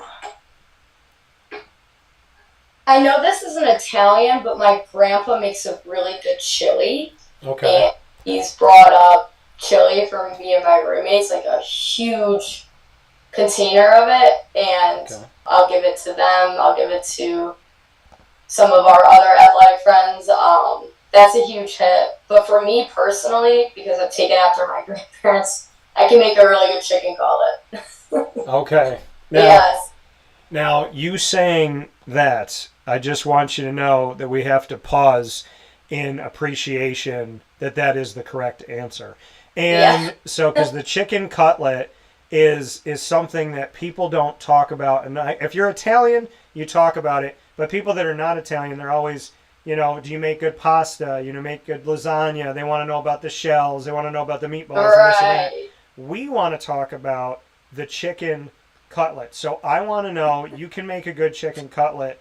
What do you do to this chicken cutlet? Because I will tell you that without doubt, there's something about a chicken cutlet, and I don't know why, but it's like the thing to dream about in my brain. Yes. I'm like, if I want authentic Italian food, there's a chicken cutlet, there's a way I want it to look, there's things that I want in it that are seasoning it, so I want to know how you make your chicken cutlet. Okay, so I'm going to say this first off. It has to be like golden brown. It can't be too crispy. It can't be like too light. It's got to be like the middle ground. for me personally. Okay. My family fries their chicken cutlets. We don't bake them. Okay. So we put a lot of oil in a pan. Got to do it that way. I think a key that some people don't do when they make chicken cutlets is we put a lot of cheese in the breadcrumbs. So we get a flour, egg, breadcrumbs, but we put a lot of Parmesan in it. So that adds a little taste to it. But it's all in the way you cook it. You can't overcook it, you can't undercook it. So yeah, that's my advice. So Liv, you and I talked off the air about doing a show together when you come back to Syracuse. I'm going to throw this out there. You can feel free to do this. Just know that if you do, you're turning down an opportunity that I'm offering on my show, and the world is going to see this in this moment. Oh, wow. But do what you want to do. But no, in all seriousness, all jokes aside, here's my thought just based on our conversation. What if we did a show and we recorded it, but we did it at like your home, right? Okay. And then we had like parents, grandparents, and all this. We did like a you making the chicken cutlet, and I have different pieces of this like appetizer meal thing, and we share a meal together, and then I cut it up and make it into a show about like a day in the life of a Muscolino. What about that? Wow. I don't think I can pass that down. That seems like pure entertainment. I think your fans will really enjoy that. And getting to meet my family is another element. Yeah, but I think it's perfect, right? Because Sophia will be coming back. Exactly. The whole fam will be there. So Sophia, who I've also got an opportunity to speak with, and also Pizza Man in Beeville, where we have our shows every month with the Beeville Bees. What can you say about Miss Sophia, who got to spend this past season, right? Well, she's a sophomore now, so she got to be over at I can't even believe that either. In my brain, she just went, but the University of Delaware, the Blue Hens, there in 2024 and obviously in 2025. What can you say about being in, living in her world a little bit here too? You're both Division I athletes. You both have had great opportunities, and she's not too far away in Delaware. So what's it been like to watch your little sister grow up at Delaware? Yeah, honestly, whenever I hear about her day-to-day encounters, her successes on the field, just like, and I know all of her roommates, I feel like I'm a part of her experience without actually being there all the time, because she's always calling me, updating me about things. I actually went to her game against Monmouth this season. I surprised her, and that was a cool experience alone, just being able to see her on the field, warm up, her team won that game. It was so awesome. But even after the tailgate, my sister's like, you gotta meet my coaches. Like, they hear so much about you, they follow you, they're always cheering for you on the side from far away. But you gotta meet them. So once I met them, they just embraced me as if I was like one of their own. They didn't care that I was from Binghamton, that I didn't choose Delaware. They love my sister, and just getting that support from them, knowing that even though if they're not my actual coaches, they're cheering me on too. So it's a really cool environment. They seem like they have a great team culture as well. So I'm really glad she found the school that really suits her, even though it's not Binghamton, which I would have loved to play with her more. But she seems to really love it there. So. Well, and that's awesome, like you said, for the Monmouth game, you got to surprise her, and you said that not only do they treat her well, but she's like, you got to meet them, and then you find out they've been cheering for you from afar.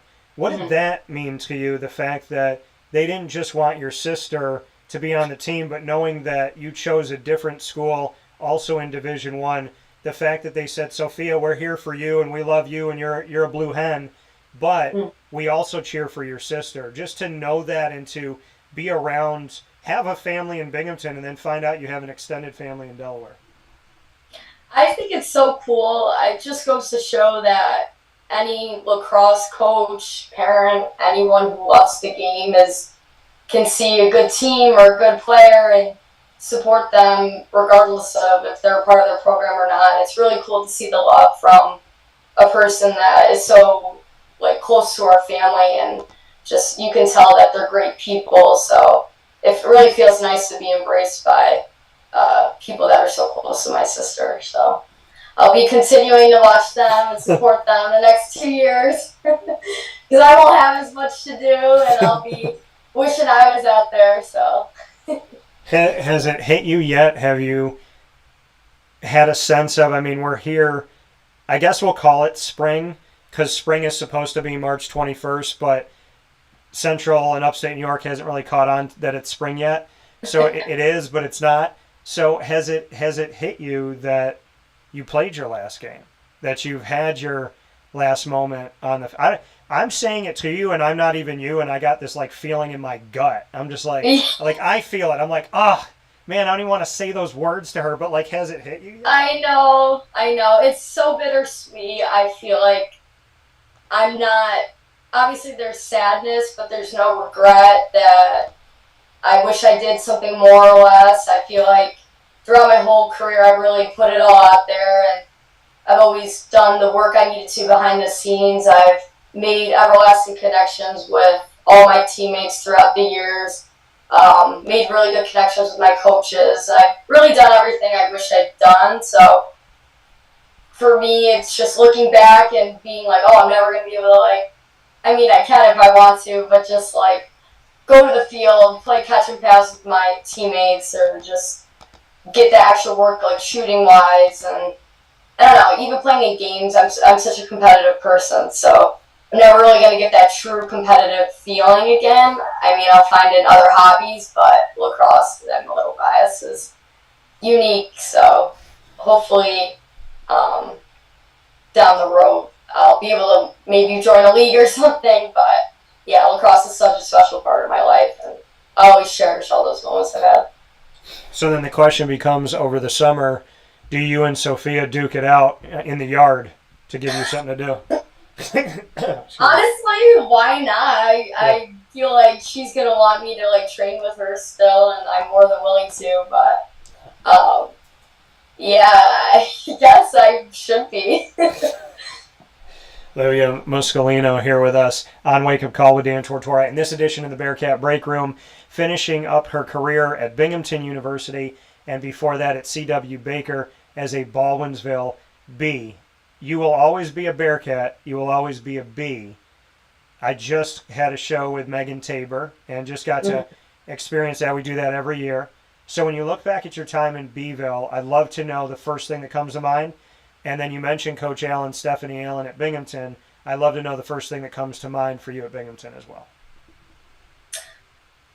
In terms of Beeville and Meg, all I really remember of like the varsity days is just fierceness and competitiveness every day. She was such a good, like, inspirational talker. She knew how to like push us and make us mentally tough.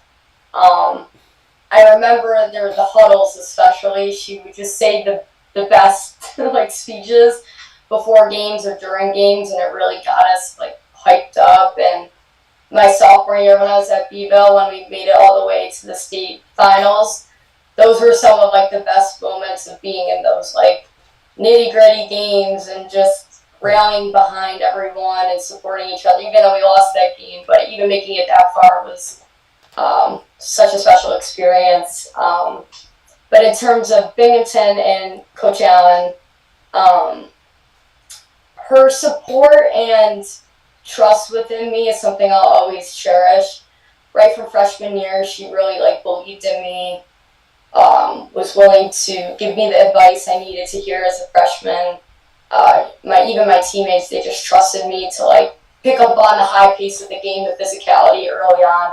And I really appreciate that from her. And up until now, she's always been a great support, a great coach. Even in the academic side of things, she was so supportive. And honestly, I wouldn't be able to do it without her and my assistants so far. So a big shout out to them in this whole 4 years. They were such a special part of my experience. Well, Liv, as we look at these 4 years, the nominee from Binghamton University for not Binghamton's Woman of the Year, not the America East Woman of the Year, but Binghamton nominating you for the NCAA Woman of the Year. And looking back at this history, everybody take a little back seat, and we're gonna go through this a little bit. At the wonderful Baldwinsville Bee time that you had, 3-year letter winner at C.W. Baker High School, Senior season, 46 goals, 7 assists. 2021 U.S. Lacrosse All-American. 2021 first team All-SCAC Metro League. Led your team to a number 20 national ranking in 2021 in the USA Lacrosse magazine. 28 goals, 14 assists as a sophomore, and of course a part of the National Honor Society. As a freshman at Binghamton, 16 games, 15 starts as a freshman, 26 goals on the season, 8 assists, 5 goals against Lafayette on March 2nd of that year, 4 goals on 2 occasions, 13 ground balls, 5 free position goals. You got the America East All-Rookie Team selection and Honor Roll selection. Then we go to sophomore year. 2023 America East second team selection. Should have been first. It's fine. And then played in 17 games, 16 starts, 53 points on the season, 6th most in Binghamton University single season history, in the top 6 in the history of Binghamton women's lacrosse. At least 3 points scored in 10 games in that season of 2023. Career high 7 points, 4 goals, 3 assists, and a win against Vermont, which was on April 1st. Second on the team with 38 goals, 6th most in Binghamton single season history. So another part of the top 10 there. And 13 ground balls again last season. 2024 America East first team. They got it right. See, look at that. So 2-team America East Offensive Player of the Week on April 15th and April 29th of 2024. Started all 19 games for the Bearcats. Set a new Binghamton program record for single season points, 72, goals 52, and shots 120. So last season set 3 Binghamton women's lacrosse records all time. Ranks 5th in the conference with 2.70 goals per game and 3.75 points per game. Sits 2nd in Bearcat history with 159 career points as of last season, not including any of this season's totals. 100 career points is something that you achieved against Siena on February 28th of 2024. 100 career goals was achieved against New Hampshire on April 13th, 2024. You were a team captain in 2024.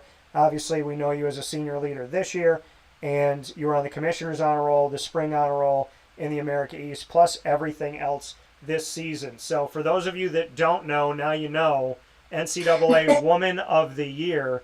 Thoughts on the fact that Binghamton has nominated you, and I know that John Hartrick, who runs the sports information side of things at Binghamton, has also written a pretty hefty article and story about your time at Binghamton. So just what it means to know that you are their NCAA Woman of the Year nominee.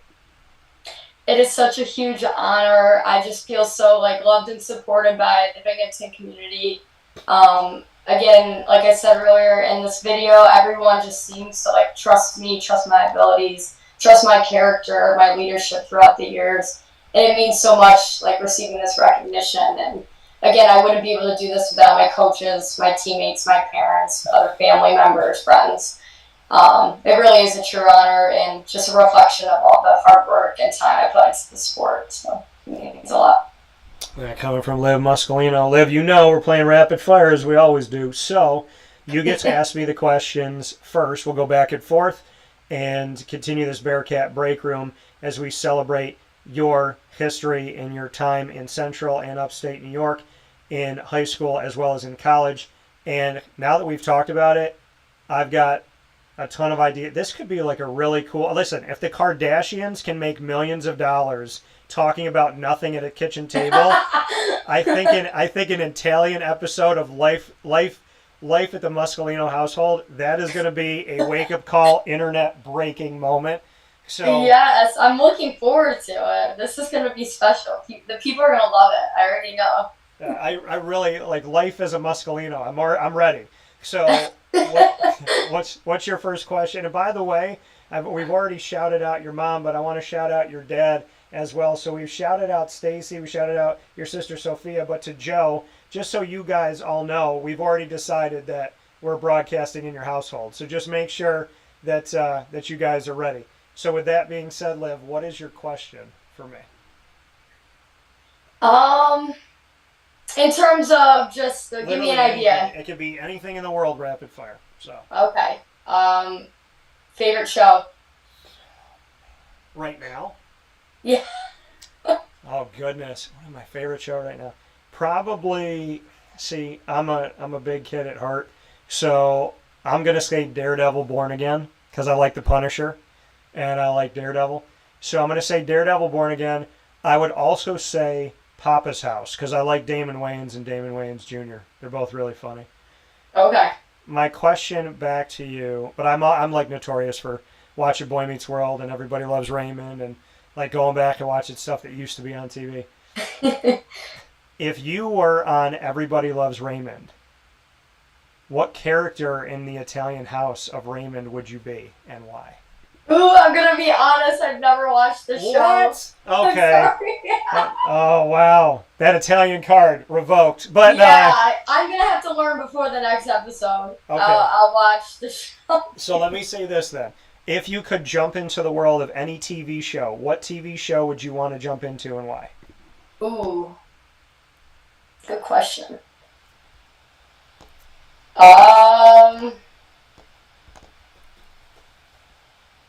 Honestly, because we're on the topic of food and like Italian shows, like maybe a show with like Guy Fieri, whatever one. Okay. He's on, I don't remember what it's called. The diner, or like the... Cake Boss or something like that. Just so I could be able to like cook and compete. Okay. But yeah, I'm not like a baker or like a really good cook, but in my dream world, like I would be a chef and compete on one of those shows.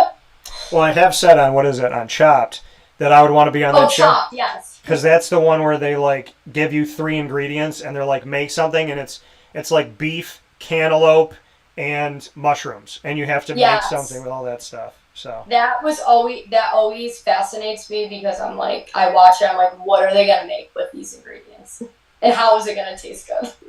I love it. See, two Italians here to talk about lacrosse, and we spent most of the time on food. What's your next question for me, Lou?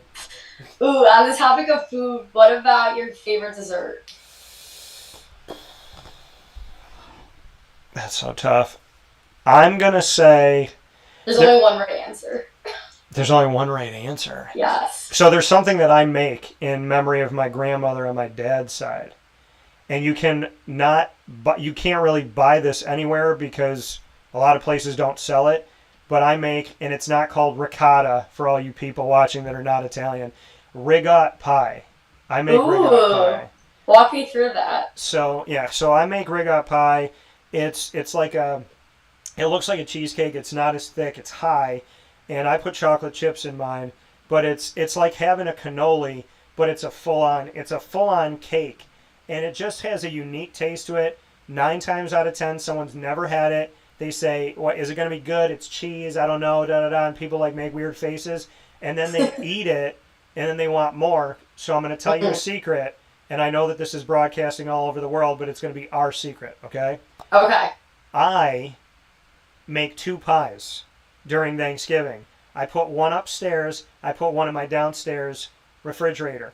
So when the pie is done, nobody bothers me, and then I go downstairs, and for days after Thanksgiving, I watch TV and I eat the rigot pie that I didn't share with anybody. Oh, that's smart. Wow. That's a way to do it. And there you go. You said there was one right answer. What's the answer? Pasta chot? Is it a cannoli? What is your answer?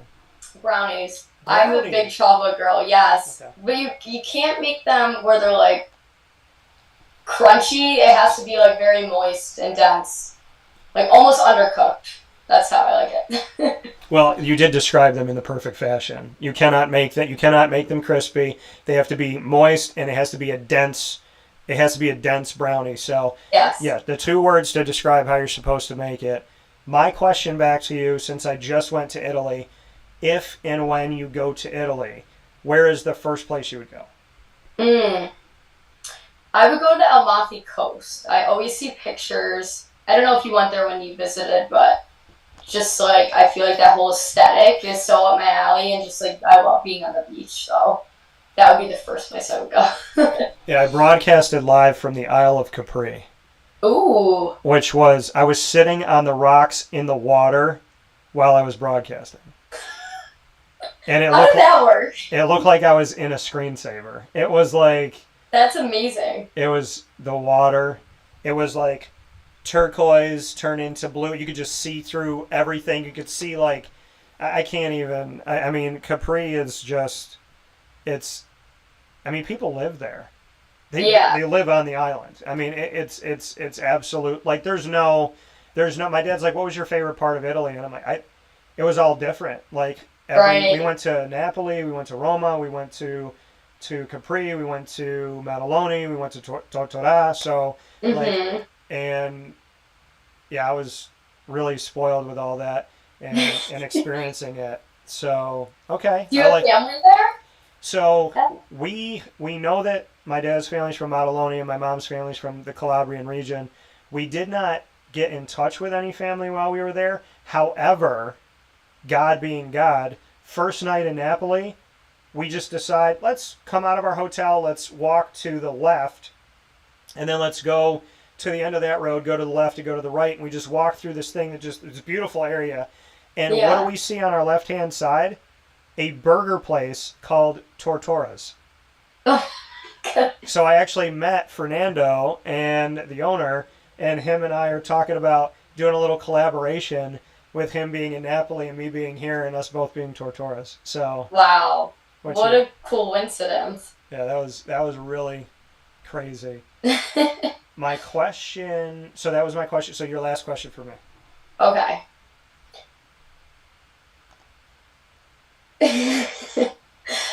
If you had to be an animal, what would you be and why? There's two answers. Ooh, I feel like you've already thought about this. I have. It's it's crazy. It's like when I would be a lion because of Daniel and the Lion's Den. I feel drawn to them. Okay. So I would be a lion. I also think they're incredibly strong and they care about their pride. So, and not the pride before the fall, but the pride being the family. So I would say a lion, and because of St. Daniel and because of their strength. And then I would also say, because I have, in my opinion, the best daughter in the world, I would be a dog. So without doubt, I would be a dog because she somehow gets me, understands. We have like the best communication with no words. And I tell people she's a human being, and some people believe me and some people think I'm nuts, and then they meet her and they're like, yeah, there's like something to the fact that she's like not your typical dog. So I would definitely want to be a dog because she treats me far better. She treats me as a better dad than I deserve. And Aww. The love that she has makes me aspire to be what she thinks I am. So that's cool. Yeah. So I'd I want like that response. Thank you. My question back to you with my last one. Okay, I've never asked this question before in my life. Here we go. Never before. Okay. If I were to, because I saw all this beautiful artwork in Italy, if I was to paint a picture to describe Liv Muscolino, what would you be doing in this picture? What would be the backdrop? If I'm painting a picture of you and your personality, what is it? It would be me dancing and maybe at like a concert or festival with just like music. I've always been drawn to like music. I have my AirPods in all the time. I love like warming up to music with like my lacrosse career, just being in the locker room with my teammates, going to concerts. You know, in Syracuse, the Lakeview Amphitheater. I'm there 5 times during the summer. So yeah, just like a bunch of colors too. Just me in the summertime out in like maybe like a grass area with just like speakers and maybe instruments, something like that. I don't know. I love that. What was the what was the song? Like, I know you said you come out to music and whatnot for lacrosse. So what would be like if you had to pick a song right now and say you're going onto the field one more time and you're walking out to this specific song? What is it? I'm a big Drake fan. I love rap music, especially when it comes to sports or just weightlifting, training, any of that stuff. Probably Energy by Drake. It's an old song, but I know it. Classic. Yeah. I know it.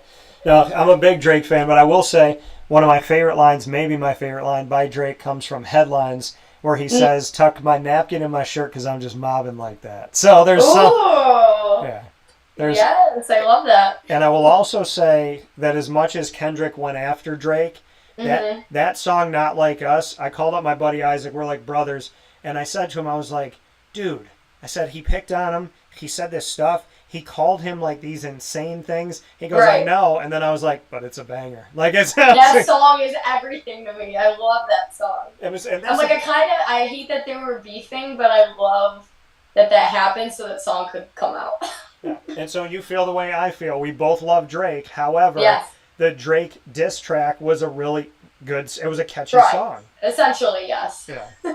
So that coming from Liv Muscolino. The next time you'll see her, we will hopefully be cooking. So Liv Muscolino, to you and the whole family, and of course to the incredible history that you have had and all your time at Binghamton and all the work that you've done, the records that you've set, and in the next chapter that you have, all of the good things that you're going to do moving forward. I already know the next chapter is going to be the best one, but I do want to say thank you for letting me be a part of this one. Oh, I really appreciate it. Thank you, Dan, for your time. This was so fun.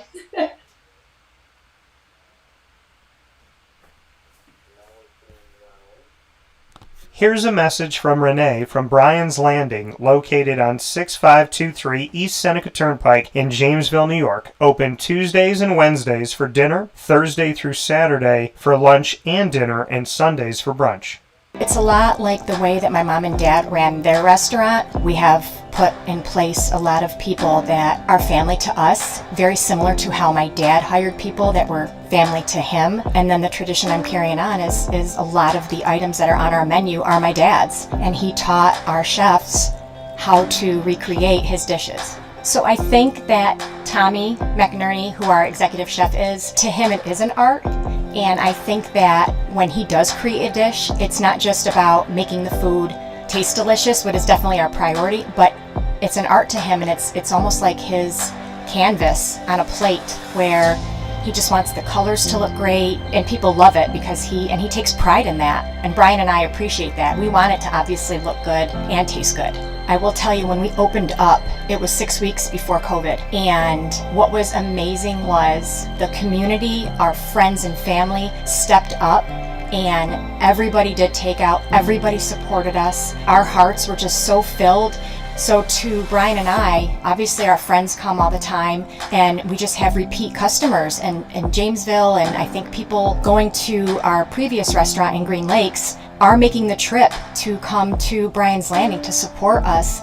And I mean, I think we have great food and a great atmosphere. So it's very, very important to us. Head to Bryan's Landing, located on 6523 East Seneca Turnpike in Jamesville, New York, where memories have become recipes that are now meals to share with you. Tuesdays and Wednesdays for dinner, Thursday through Saturday for lunch and dinner, and on Sundays for brunch. And be sure to come out for live music Friday, Saturday, and Sunday.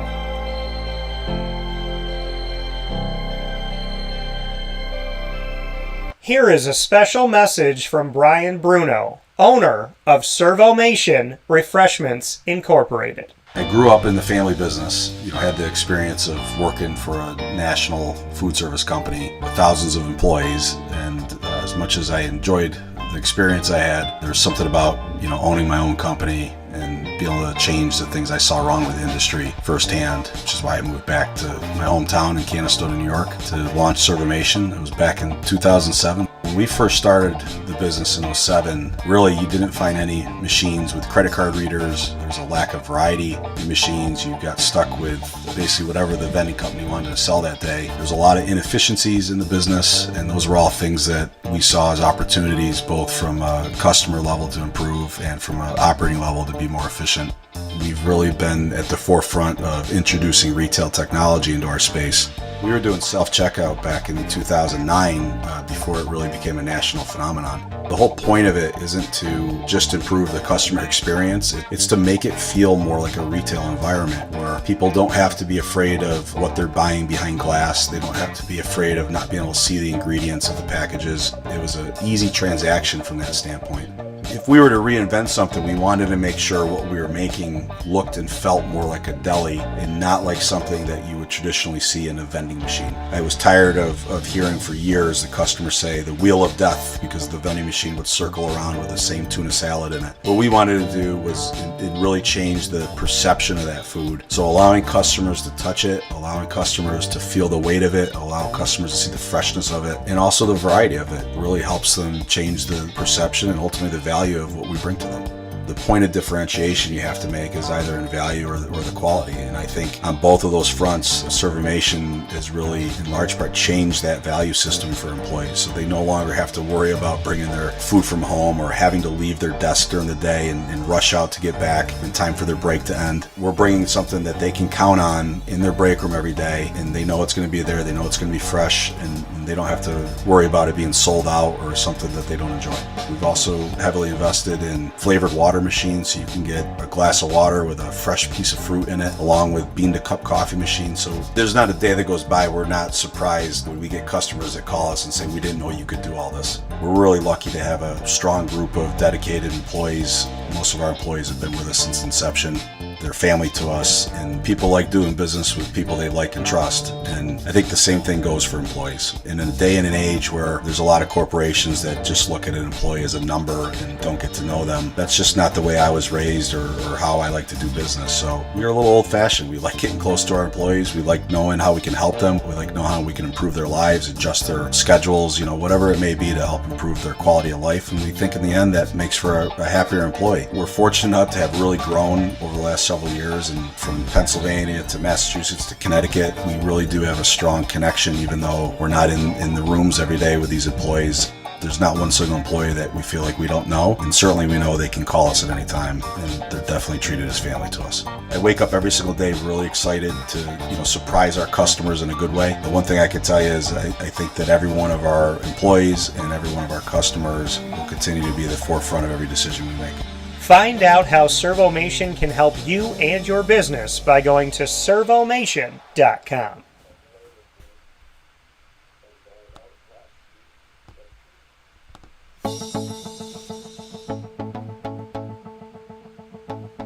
Avicolli's, located on the corner of Route 57 and Wetzel Road in Liverpool, New York, has been your trusted neighbor for decades. Located just steps from Liverpool High School, we're happy to have the Liverpool Warriors on-site, on-location broadcast at Avicolli's through Wake Up Call with Dan Tortora every single month, featuring student athletes, coaches, and administration throughout the year from Liverpool High School. Head out to Avicolli's today on the corner of Route 57 and Wetzel Road in Liverpool, New York, open Tuesday through Sunday for lunch, dinner, and drinks. We'd love to see you out there, and of course you can call them at 315-622-5100 for takeout, delivery, and catering. That's 315-622-5100, and also find them on myavicollis.com. That's myavicollis.com.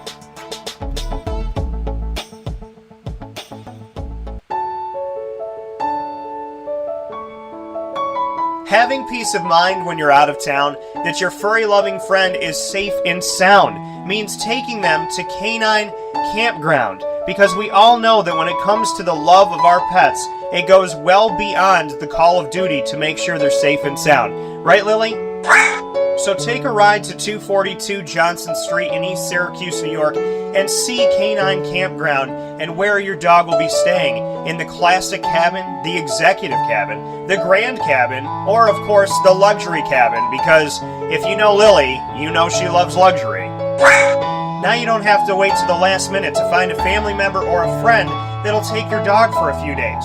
Call Canine Campground at 315-299-4013. That's 315-299-4013. Their drop-off and pickup times are Monday through Sunday. Check K9campground.com for more information. That's the letter K, the number 9, and campground spelled with a K.com. K9campground.com. When you're going out of town, bring your dog to Canine Campground.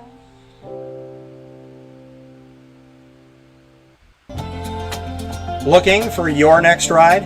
Look no further than Great Lakes Honda City, located on 7140 Henry Clay Boulevard in Liverpool, New York. Serving our community for decades, their new and pre-owned vast array of vehicles are available to you Monday through Saturday on site. To search from home, shop at GreatLakesHondaCity.com. Call 315-365-5576 to set up an appointment. That's 315-365-5576 for Great Lakes Honda City, 7140 Henry Clay Boulevard in Liverpool, New York. Great cars, great people, Great Lakes.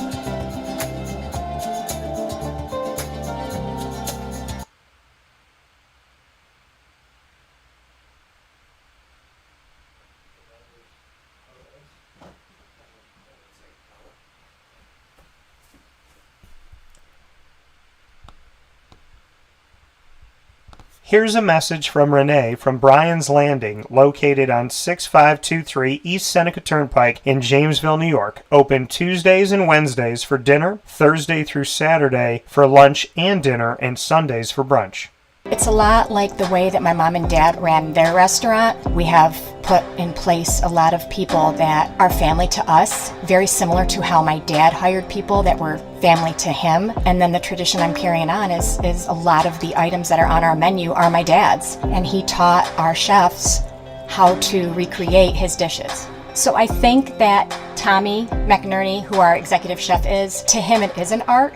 And I think that when he does create a dish, it's not just about making the food taste delicious, which is definitely our priority, but it's an art to him, and it's almost like his canvas on a plate where he just wants the colors to look great, and people love it because he takes pride in that. And Brian and I appreciate that. We want it to obviously look good and taste good. I will tell you, when we opened up, it was 6 weeks before COVID. And what was amazing was the community, our friends and family stepped up, and everybody did takeout. Everybody supported us. Our hearts were just so filled.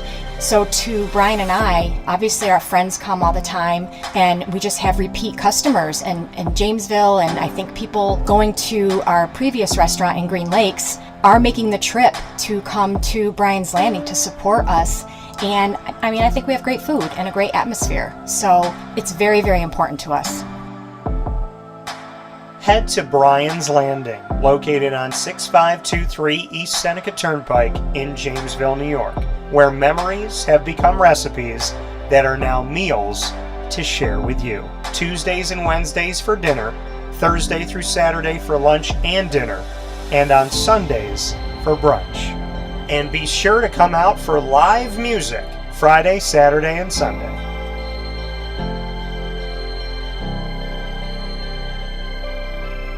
Here is a special message from Brian Bruno, owner of Servomation Refreshments Incorporated. I grew up in the family business, had the experience of working for a national food service company with thousands of employees, and as much as I enjoyed the experience I had, there was something about, owning my own company and being able to change the things I saw wrong with the industry firsthand, which is why I moved back to my hometown in Canastota, New York to launch Servomation. It was back in 2007. When we first started the business in 2007, really you didn't find any machines with credit card readers. There was a lack of variety in machines. You got stuck with basically whatever the vending company wanted to sell that day. There was a lot of inefficiencies in the business, and those were all things that we saw as opportunities, both from a customer level to improve and from an operating level to be more efficient. We've really been at the forefront of introducing retail technology into our space. We were doing self-checkout back in 2009 before it really became a national phenomenon. The whole point of it isn't to just improve the customer experience, it's to make it feel more like a retail environment where people don't have to be afraid of what they're buying behind glass. They don't have to be afraid of not being able to see the ingredients of the packages. It was an easy transaction from that standpoint.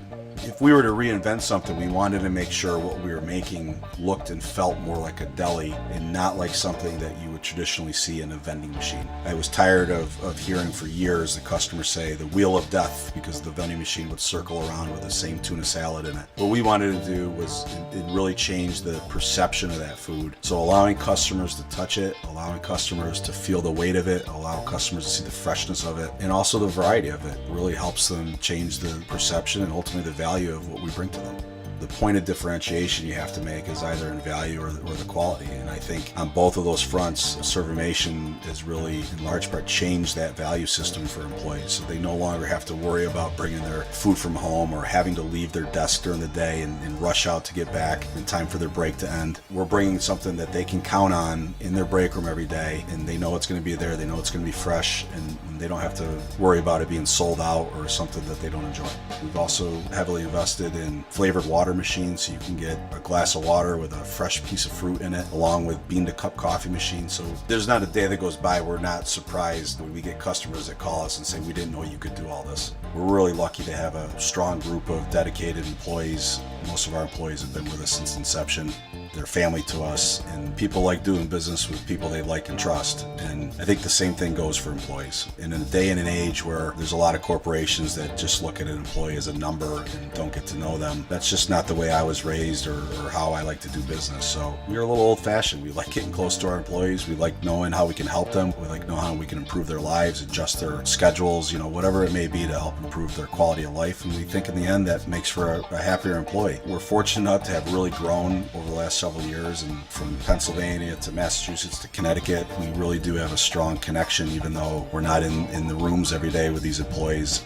There's not one single employee that we feel like we don't know, and certainly we know they can call us at any time, and they're definitely treated as family to us. I wake up every single day really excited to surprise our customers in a good way. The one thing I can tell you is I think that every one of our employees and every one of our customers will continue to be the forefront of every decision we make. Find out how Servomation can help you and your business by going to servomation.com.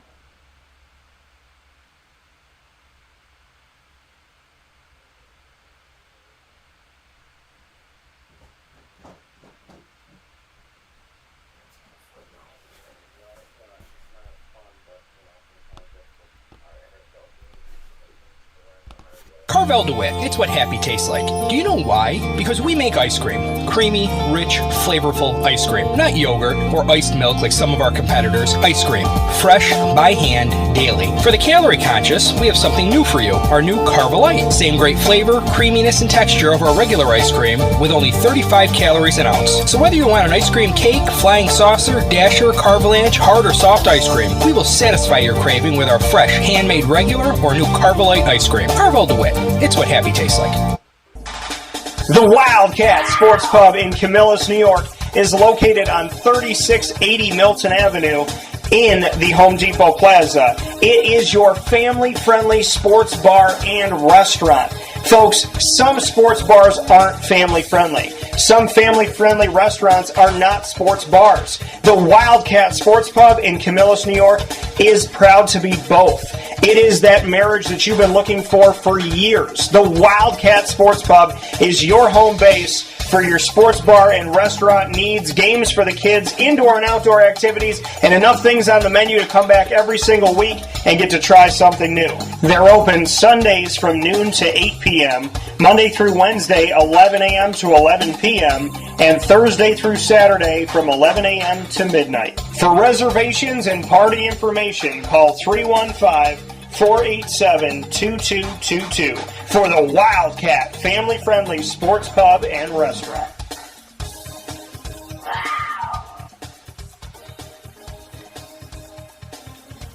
GG Cards and Breaks. Like, comment, subscribe. GG Cards and Breaks, coming to you on 639 Delmar Place in Syracuse, New York, is your one-stop sports card and trading card shop, and definitely appreciate all that they bring to the table. You can go and see GG Cards and Breaks right out there on 639 Delmar Place in Syracuse, New York, open Tuesday through Saturday from 10 to 6, and on Sundays from 10 to 5. We look forward to seeing you out there at GG Cards and Breaks. Hockey, soccer, basketball, football, baseball, as well as Disney Lorcana, Yu-Gi-Oh!, Magic the Gathering, and more, including so many great pieces. They have autographs from actors and actresses that could be there. They have one-of-ones at times that are in the store.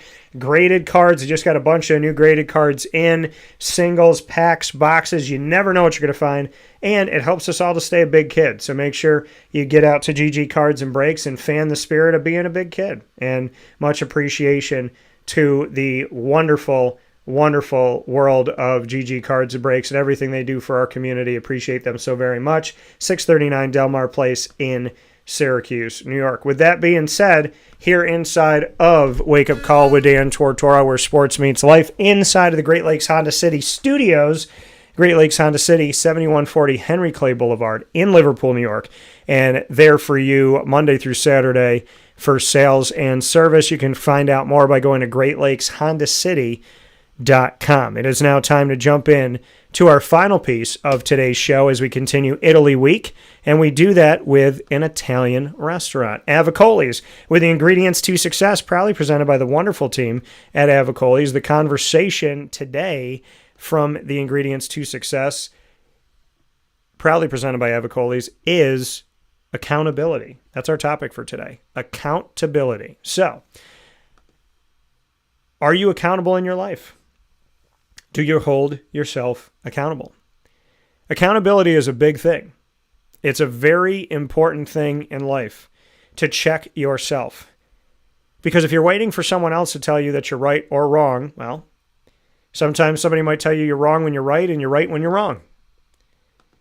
And when you're waiting for someone to tell you what to do and how to do it and when to do it, that's not good either, because now you've given your control of yourself to somebody else. Accountability is vital in life, because knowing who you are, knowing what you've done, what you're capable of doing, this is all important. Knowing thyself is incredibly important in life. And when you look up the definition of accountability, I'm going to read you the exact definition that we have here.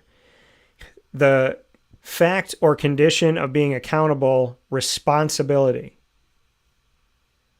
The quality or state of being accountable, an obligation or willingness to accept responsibility or to account for one's actions. We've all met people in life who hold you accountable, but don't hold themselves accountable. They see in you what they don't like, but they don't see in themselves what they're doing. Accountability is something that is vital in life, because without accountability, you're never really going to grow as a person. You're going to burn a lot of bridges. You're going to mess up a lot of relationships when you do not hold yourself accountable. It doesn't mean that you're always going to be wrong, and it doesn't mean you're always going to be right. But when you are accountable, it means that you're checking and balancing yourself. You're paying attention to what's going on in your life, and you're trying to make good decisions. Accountability is not something that you can do sometimes. It's not something that you can get away with just kind of sort of doing it maybe if you feel like it. When you're accountable, you are holding yourself responsible for your words and your actions. And having experienced this recently, where I've had to hold myself accountable for my words and my actions, I was on the other side of a relationship where they didn't hold themselves accountable for anything. They saw what was wrong with you. They didn't see how they provoked it. They saw what you said, but they didn't see what they said. They thought you were mean, but they didn't care about their mean actions or their words. And when somebody holds you accountable and not themselves accountable, it says everything about who they are.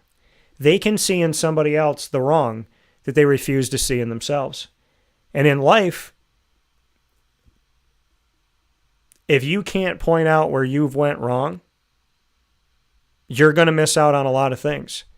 You're going to overcomplicate things, and you're going to ruin relationships. I have been on the opposite end of a relationship, be it a friendship, be it romantic, be it family, where someone can tell you, You did this and it hurt me. You said this and it hurt me. I didn't like this. I didn't like that. I want you to change this. I want you to change that.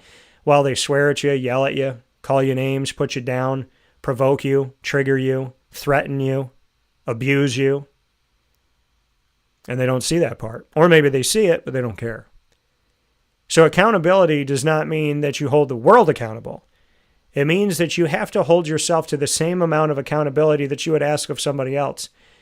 Because so often in life, we hold everyone else accountable, right? They better not swear at me. They better not call me a name. They better not hurt my feelings. They better not cheat on me, lie to me, be late, right? They better not do X, Y, and Z. But do you hold yourself to that same thing? When you don't want someone to swear at you and call you names, but you're swearing at people and calling them names, you're not being accountable. When you threaten someone, but you don't want to be threatened, you're not holding yourself accountable.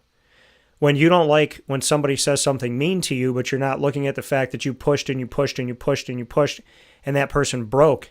It's not right what they said, but you pushed them to a point where they were sick and tired of your actions and your words.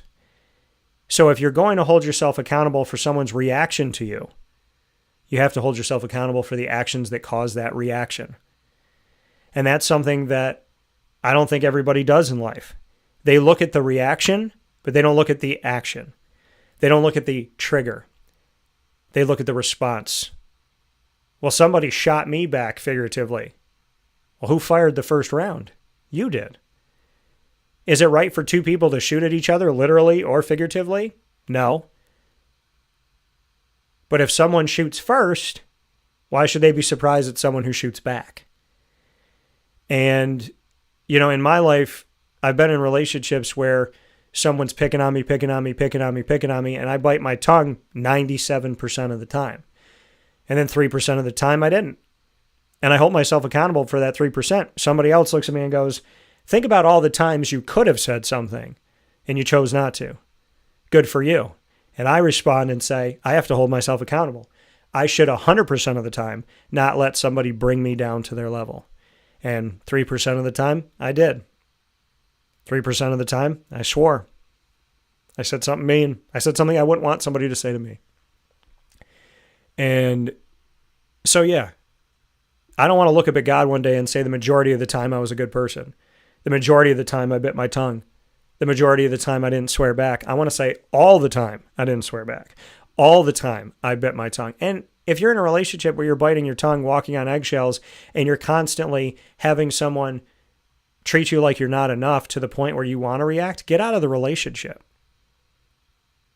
Because should you react in a negative way? Does negativity meeting negativity make anything positive? No.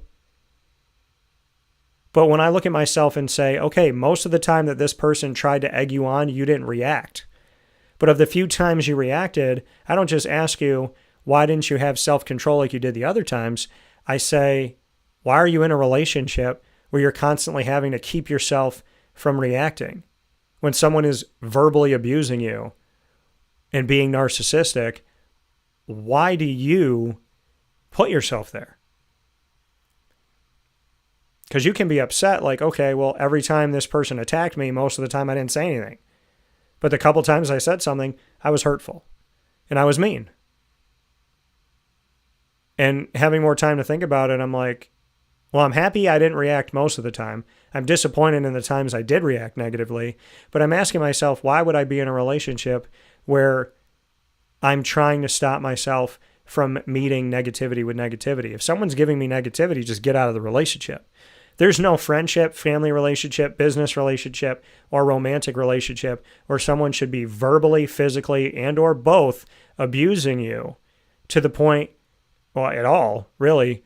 And if you're getting to a point where you're stepping out of your own character, that's not good. The people that God brings into your life do not create chaos and confusion. The people that God brings into your life make you better, not worse. They try to bring out the best in you, not the worst in you. And in the relationship I was in most recently, this person was taking me at peace, taking me who's a giving person and a loving person and a caring person, and I'm trying to learn about unconditional love and get closer and closer to it. And this person kept push. Nothing's enough. Nothing's enough. Nothing's enough. I don't do anything right. Nothing's enough. Nothing's enough. That's not healthy, because everybody has a tipping point, has a breaking point. And when I try to be civil and I try to have conversations and saying, why are you yelling at me? Why are you, I'm trying to help you in two different ways and I did one before the other. Why does it matter if I'm helping you in both parts of your life? Why are you yelling at me that I'm not doing this first or that? Like, you're literally yelling at someone who's trying to help you. If I have to have a conversation where someone wants me to apologize for not doing something fast enough or good enough or right enough, or why did I do this? Why did I do that? That's an unpleasable person. You're never going to please that person. Because even if you did it in the chronological order that they wanted and you read their mind and you did everything right, there's still going to be another comment. And I don't like to fight with people. And if you're going to have an argument with me about everything, every day, all the time, I'm going to get exhausted. This person met me in peace and attempted to break me into pieces. It didn't work, but they chipped away a little bit. And what it taught me in life was I have to be accountable, not for their actions and their words, but I needed to end the relationship in the beginning. I needed to see 5 days in, this person's giving me an attitude, they're being negative, and the way they're talking to me, I'm feeling bad. I'm feeling unsettled. I'm feeling not good, sick to my stomach. I don't need to see this person. I don't need to continue this any farther. They always say when somebody shows you who they are, that you're supposed to believe them. And this person was trying to scare me into submission, scare me into not talking about it, scare me into not being myself, and essentially becoming a slave to this person and their behavior, where they would treat me bad, and then say, why aren't you doing anything for me? I would help them, and then when I needed their help, they wouldn't help me. And then if I said, why didn't you help me? They would say, oh, here we go again. And what I've realized in life is the people that love you and care about you, you don't have to beg them to call you. You don't have to beg them to see you. You don't have to ask them to care. You don't have to ask them to... And this person told me that they had a terrible memory. Yet they remembered everything negative about me and nothing positive. The millions of times that I helped and I did this and I washed the dishes and I picked this up and I made dinner and I got the groceries and I took care of this and I helped the family out. None of that mattered. But the one time I didn't say something at the right moment, in the right second, I wasn't enough. And it made me think of a quote that was in Captain America, from Sam Wilson's Captain America, from the Captain America movie Brave New World. And it's this quote that really, really stuck with me. And the quote is, this is the direct quote from the movie, and I just watched the movie again. If I'm not on point, I feel like I'm letting down everybody else who's fighting for a seat at the table. That's pressure. It makes you wonder if you'll ever be enough. And that word, enough, has really spoken to me these last few weeks, of being treated like you're not enough. You'll never be enough. No matter what you do, you're missing something. You're not doing all that you could do. You're not doing it right. You're not doing it fast enough. The word enough. And when I shared with this person what was hurting me, what they were saying, what they were doing, they didn't hold themselves accountable. They yelled, they cried, they threatened, they were mean, they felt sorry for themselves, and they didn't apologize. Now, it takes a certain kind of person to hurt somebody. It takes another kind of person to hurt someone and to not hold themselves accountable. And it takes even another type of person to hurt someone, not be accountable, hear that person cry, and continue to double down and drive the knife deeper into their chest. I don't wish bad on anybody. I pray that those people that are hurting people and not holding themselves accountable, that they heal from whatever is inside of them that's not healed. because they're hurting other people. And they might not even see it, but eventually one day, I believe we all wake up. And maybe that's tomorrow, maybe that's today, maybe that's 3 weeks from now, maybe that's at the end of your life when you're in heaven. I don't know. But eventually people wake up. And my hope for you and for me is that we don't wake up too late when we've lost that job, we've lost that friendship, we've lost that familial bond, we've lost that romantic relationship. Because people lose people all the time. Not by death, but by choice. And there is a lot of truth to someone treats you how they want to treat you. But after they treat you that way, how you allow them to treat you dictates the relationship. If somebody swears at you, you say, okay, maybe they got heated. You ask for an apology. Hopefully you don't have to ask for one because a grown person would apologize. And then you watch their behavior. Do they do it again? Do they not apologize? Number one, do they not apologize? Did I have to ask for an apology? Beyond that, okay, they swore at me. Now do they continue to do it? Because there was 3 words that were said to me one time. And when they were said to me through a text message, I said, I don't let anybody talk to me like this. And I was committed to being done with that bond. And then I let it go, let it go, let it go. And then I think it happened again. And then it definitely happened about a month later. And those 3 words are the last 3 words that I allowed in that conversation. I heard those 3 words and I hung up. Because those 3 words are 3 words put together that no one should ever say to me, to you, to anybody. You know, the words, I love you, those are 3 beautiful words. There's a lot of other 3-word sentences that are not I love you. And you cannot love someone and then have these other 3-word sentences. And it took a lot for me to learn that. It took a lot for me to see things that were very easily seen by people that love me. Because contrary to this person's belief that I had this relationship with, I don't give up. I don't throw people in the trash. I don't write people off. And I gave this person more chances than I should have given anybody. And that I would have expected be given to me if I was acting in the same behavior. So, what did I realize? I realized that I hold myself accountable to the nth degree. And I realized that I have to be in a relationship where somebody else holds themselves accountable too. And not only do they hold themselves accountable, but they don't do these things in the first place. There's certain things that I've learned through growth and bad relationships that you don't do. You never need to swear at anybody. There's never a good time for that. You never need to yell and scream. There's never a good time for that. Not at somebody. You might, cry out if someone passes away or whatever. You might yell during a game because you want someone to make a shot.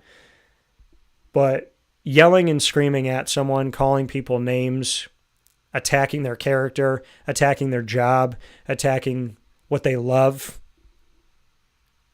attacking their weaknesses. In relationships, I'm a vulnerable person. I'll tell people my weaknesses. And I have seen probably more than 90% of the time, if I tell someone what my weakness is, they will attack that weakness. I'm the opposite. You tell me what your weakness is, I feel bad for you, I hug you, I give you a kiss, and I want to help you. I want to help you heal. When I hear your weakness, I never see it as a place for me to attack, an opening in your armor. I say, let me fit some armor there for you so that you can get stronger. When somebody tells me where their pain lies, I want them to heal. I pray to God for them to heal. And contrary to some of their beliefs, I pray for them every day. And I pray for their healing. People say, why do you pray for someone that hurts you? And I say, because I don't want them to keep hurting me, and I don't want them to hurt anybody else. And obviously they're hurting inside, and I don't want them to hurt themselves. See, I don't see the world as you versus me. I'm right, you're wrong. I see the world as you either got me or you don't. And if you say I got you, and you say I choose you, that's nice. But when your actions show me the opposite, those words fall on deaf ears. People think if they say, I got you, I choose you, I love you, that's enough. But you cannot say, I got you, without showing that you do. You can't choose somebody without actually choosing them every day. And you cannot tell someone you love them if you don't know that love is patient, love is kind, love forgives. It doesn't delight in evil. It rejoices in the truth. It does not keep a record of wrongs. And it's not selfish. Love is not self-seeking. It always perseveres. It always prevails. It always hopes. It never fails.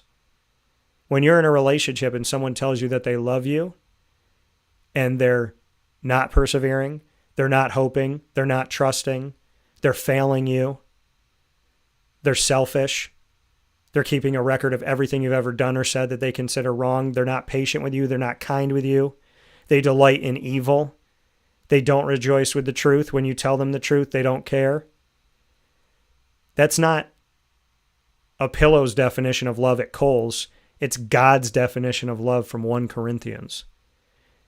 So when you say the words, I love you, you better be kind. You better be patient. You better not be self-seeking. You better rejoice in the truth and not in evil. You better not keep a record of wrongs. You better persevere. You better hope. You better trust. And you better do everything in your power not to fail. I shouldn't say not to fail. Do everything in your power to succeed. Don't focus on failing. Focus on succeeding. And how do you succeed somebody? How do you succeed in life, in a relationship? You be a good person. I don't know if I've ever met someone who doesn't hold other people accountable, but I met a lot of people who don't hold themselves accountable. And you cannot ask for what you do not give. You cannot seek what you choose not to find within yourself. And you will have a lot of hollow, empty relationships if you think that accountability is a one-way street. So, today's broadcast for the ingredients to success focuses on that word. It is but one word, but it holds a lot of weight. Accountability. You either have it or you don't. And y'all need to focus on making sure you got it. Don't worry about if they got it. You better have it. Because you're the only one that can truly ever hold yourself accountable. These have been the ingredients to success, proudly presented by Avicolli's, 7839 Oswego Road in Liverpool, New York. Look forward to seeing you out there very soon. And this coming Monday, May 12th at 6 p.m., I'll be there with Liverpool softball, and I can't wait to see you out there for that show. So look forward to seeing you there, and God bless you as always, and thanks to Avicolli's for all they do. With that being said, here on Wake Up Call with Dan Tortora, youtube.com and facebook.com, both /WakeUpCallDT, and on wakeupcalldt.podbean.com. You can find us Monday through Friday from 9 a.m. to 11 a.m. Eastern Time, and of course, that's worldwide. And we're also on Amazon Music, Audible, iHeartRadio, iTunes, and Apple Podcasts, Player FM, Podbean, Podchaser.com, Podvine, Spotify, TuneIn, and YouTube. All you have to do is search Wake Up Call with Dan Tortora, or one word, Wake Up Call DT. Big thanks to the Brooklyn Pickle from New York to North Carolina, Southern Pines down on 1788 Old Morganton Road in Southern Pines, North Carolina. You can go and see the Brooklyn Pickle today, and make sure you go out there and let them know that DT sent you, down the road from Pinehurst Golf Course in Southern Pines, North Carolina, expanding from Central New York down to North Carolina. And many thanks to our team of partners in Central and Upstate New York, Great Lakes Honda City, Carvel DeWitt, the Wildcat Sports Pub, GG Cards and Breaks, Servomation, Avicolli's, Ma and Pa's, the snack capital of the world, Mother's Cupboard, Canine Camp Dog Daycare, Chick-fil-A Cicero, Pizza Man, Brian's Landing, and of course we are the exclusive multimedia marketing partner of your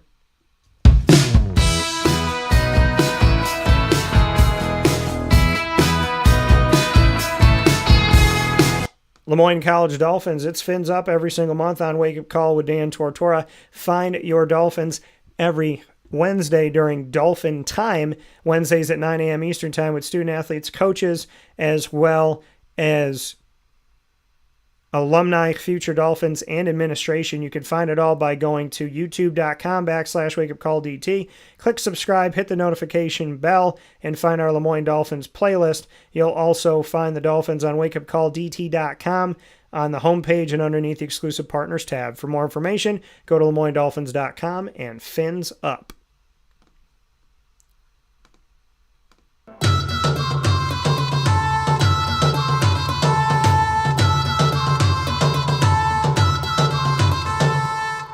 The Bryan and Stratton College Bobcats of Syracuse are exclusive multimedia marketing partners with Wake Up Call with Dan Tortora. Find your Bobcats every single month with student athletes, coaches, and administration. Your Bobcats are here with you every single month in what we call the Bobcat Buzz, and you can find them by going to youtube.com/wakeupcalldt. Click subscribe, hit the notification bell, and find our playlist for BSC Syracuse on our YouTube channel. The Bobcats are also on wakeupcalldt.com's homepage and underneath the exclusive partners tab. For more information, go to syracuse.bscbobcats.com and go Bobcats.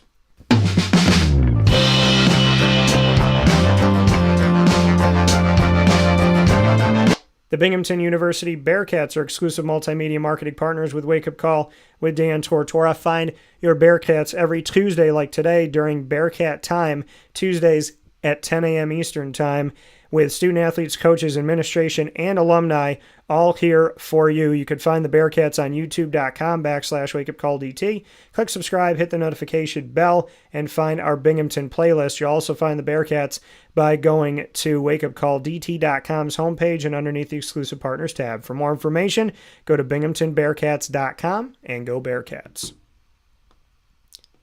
With that being said, here on today's show, inside the Great Lakes Honda City Studios, I want to thank you all for tuning in and being a part of the broadcast, as always, on Wake Up Call with Dan Tortora.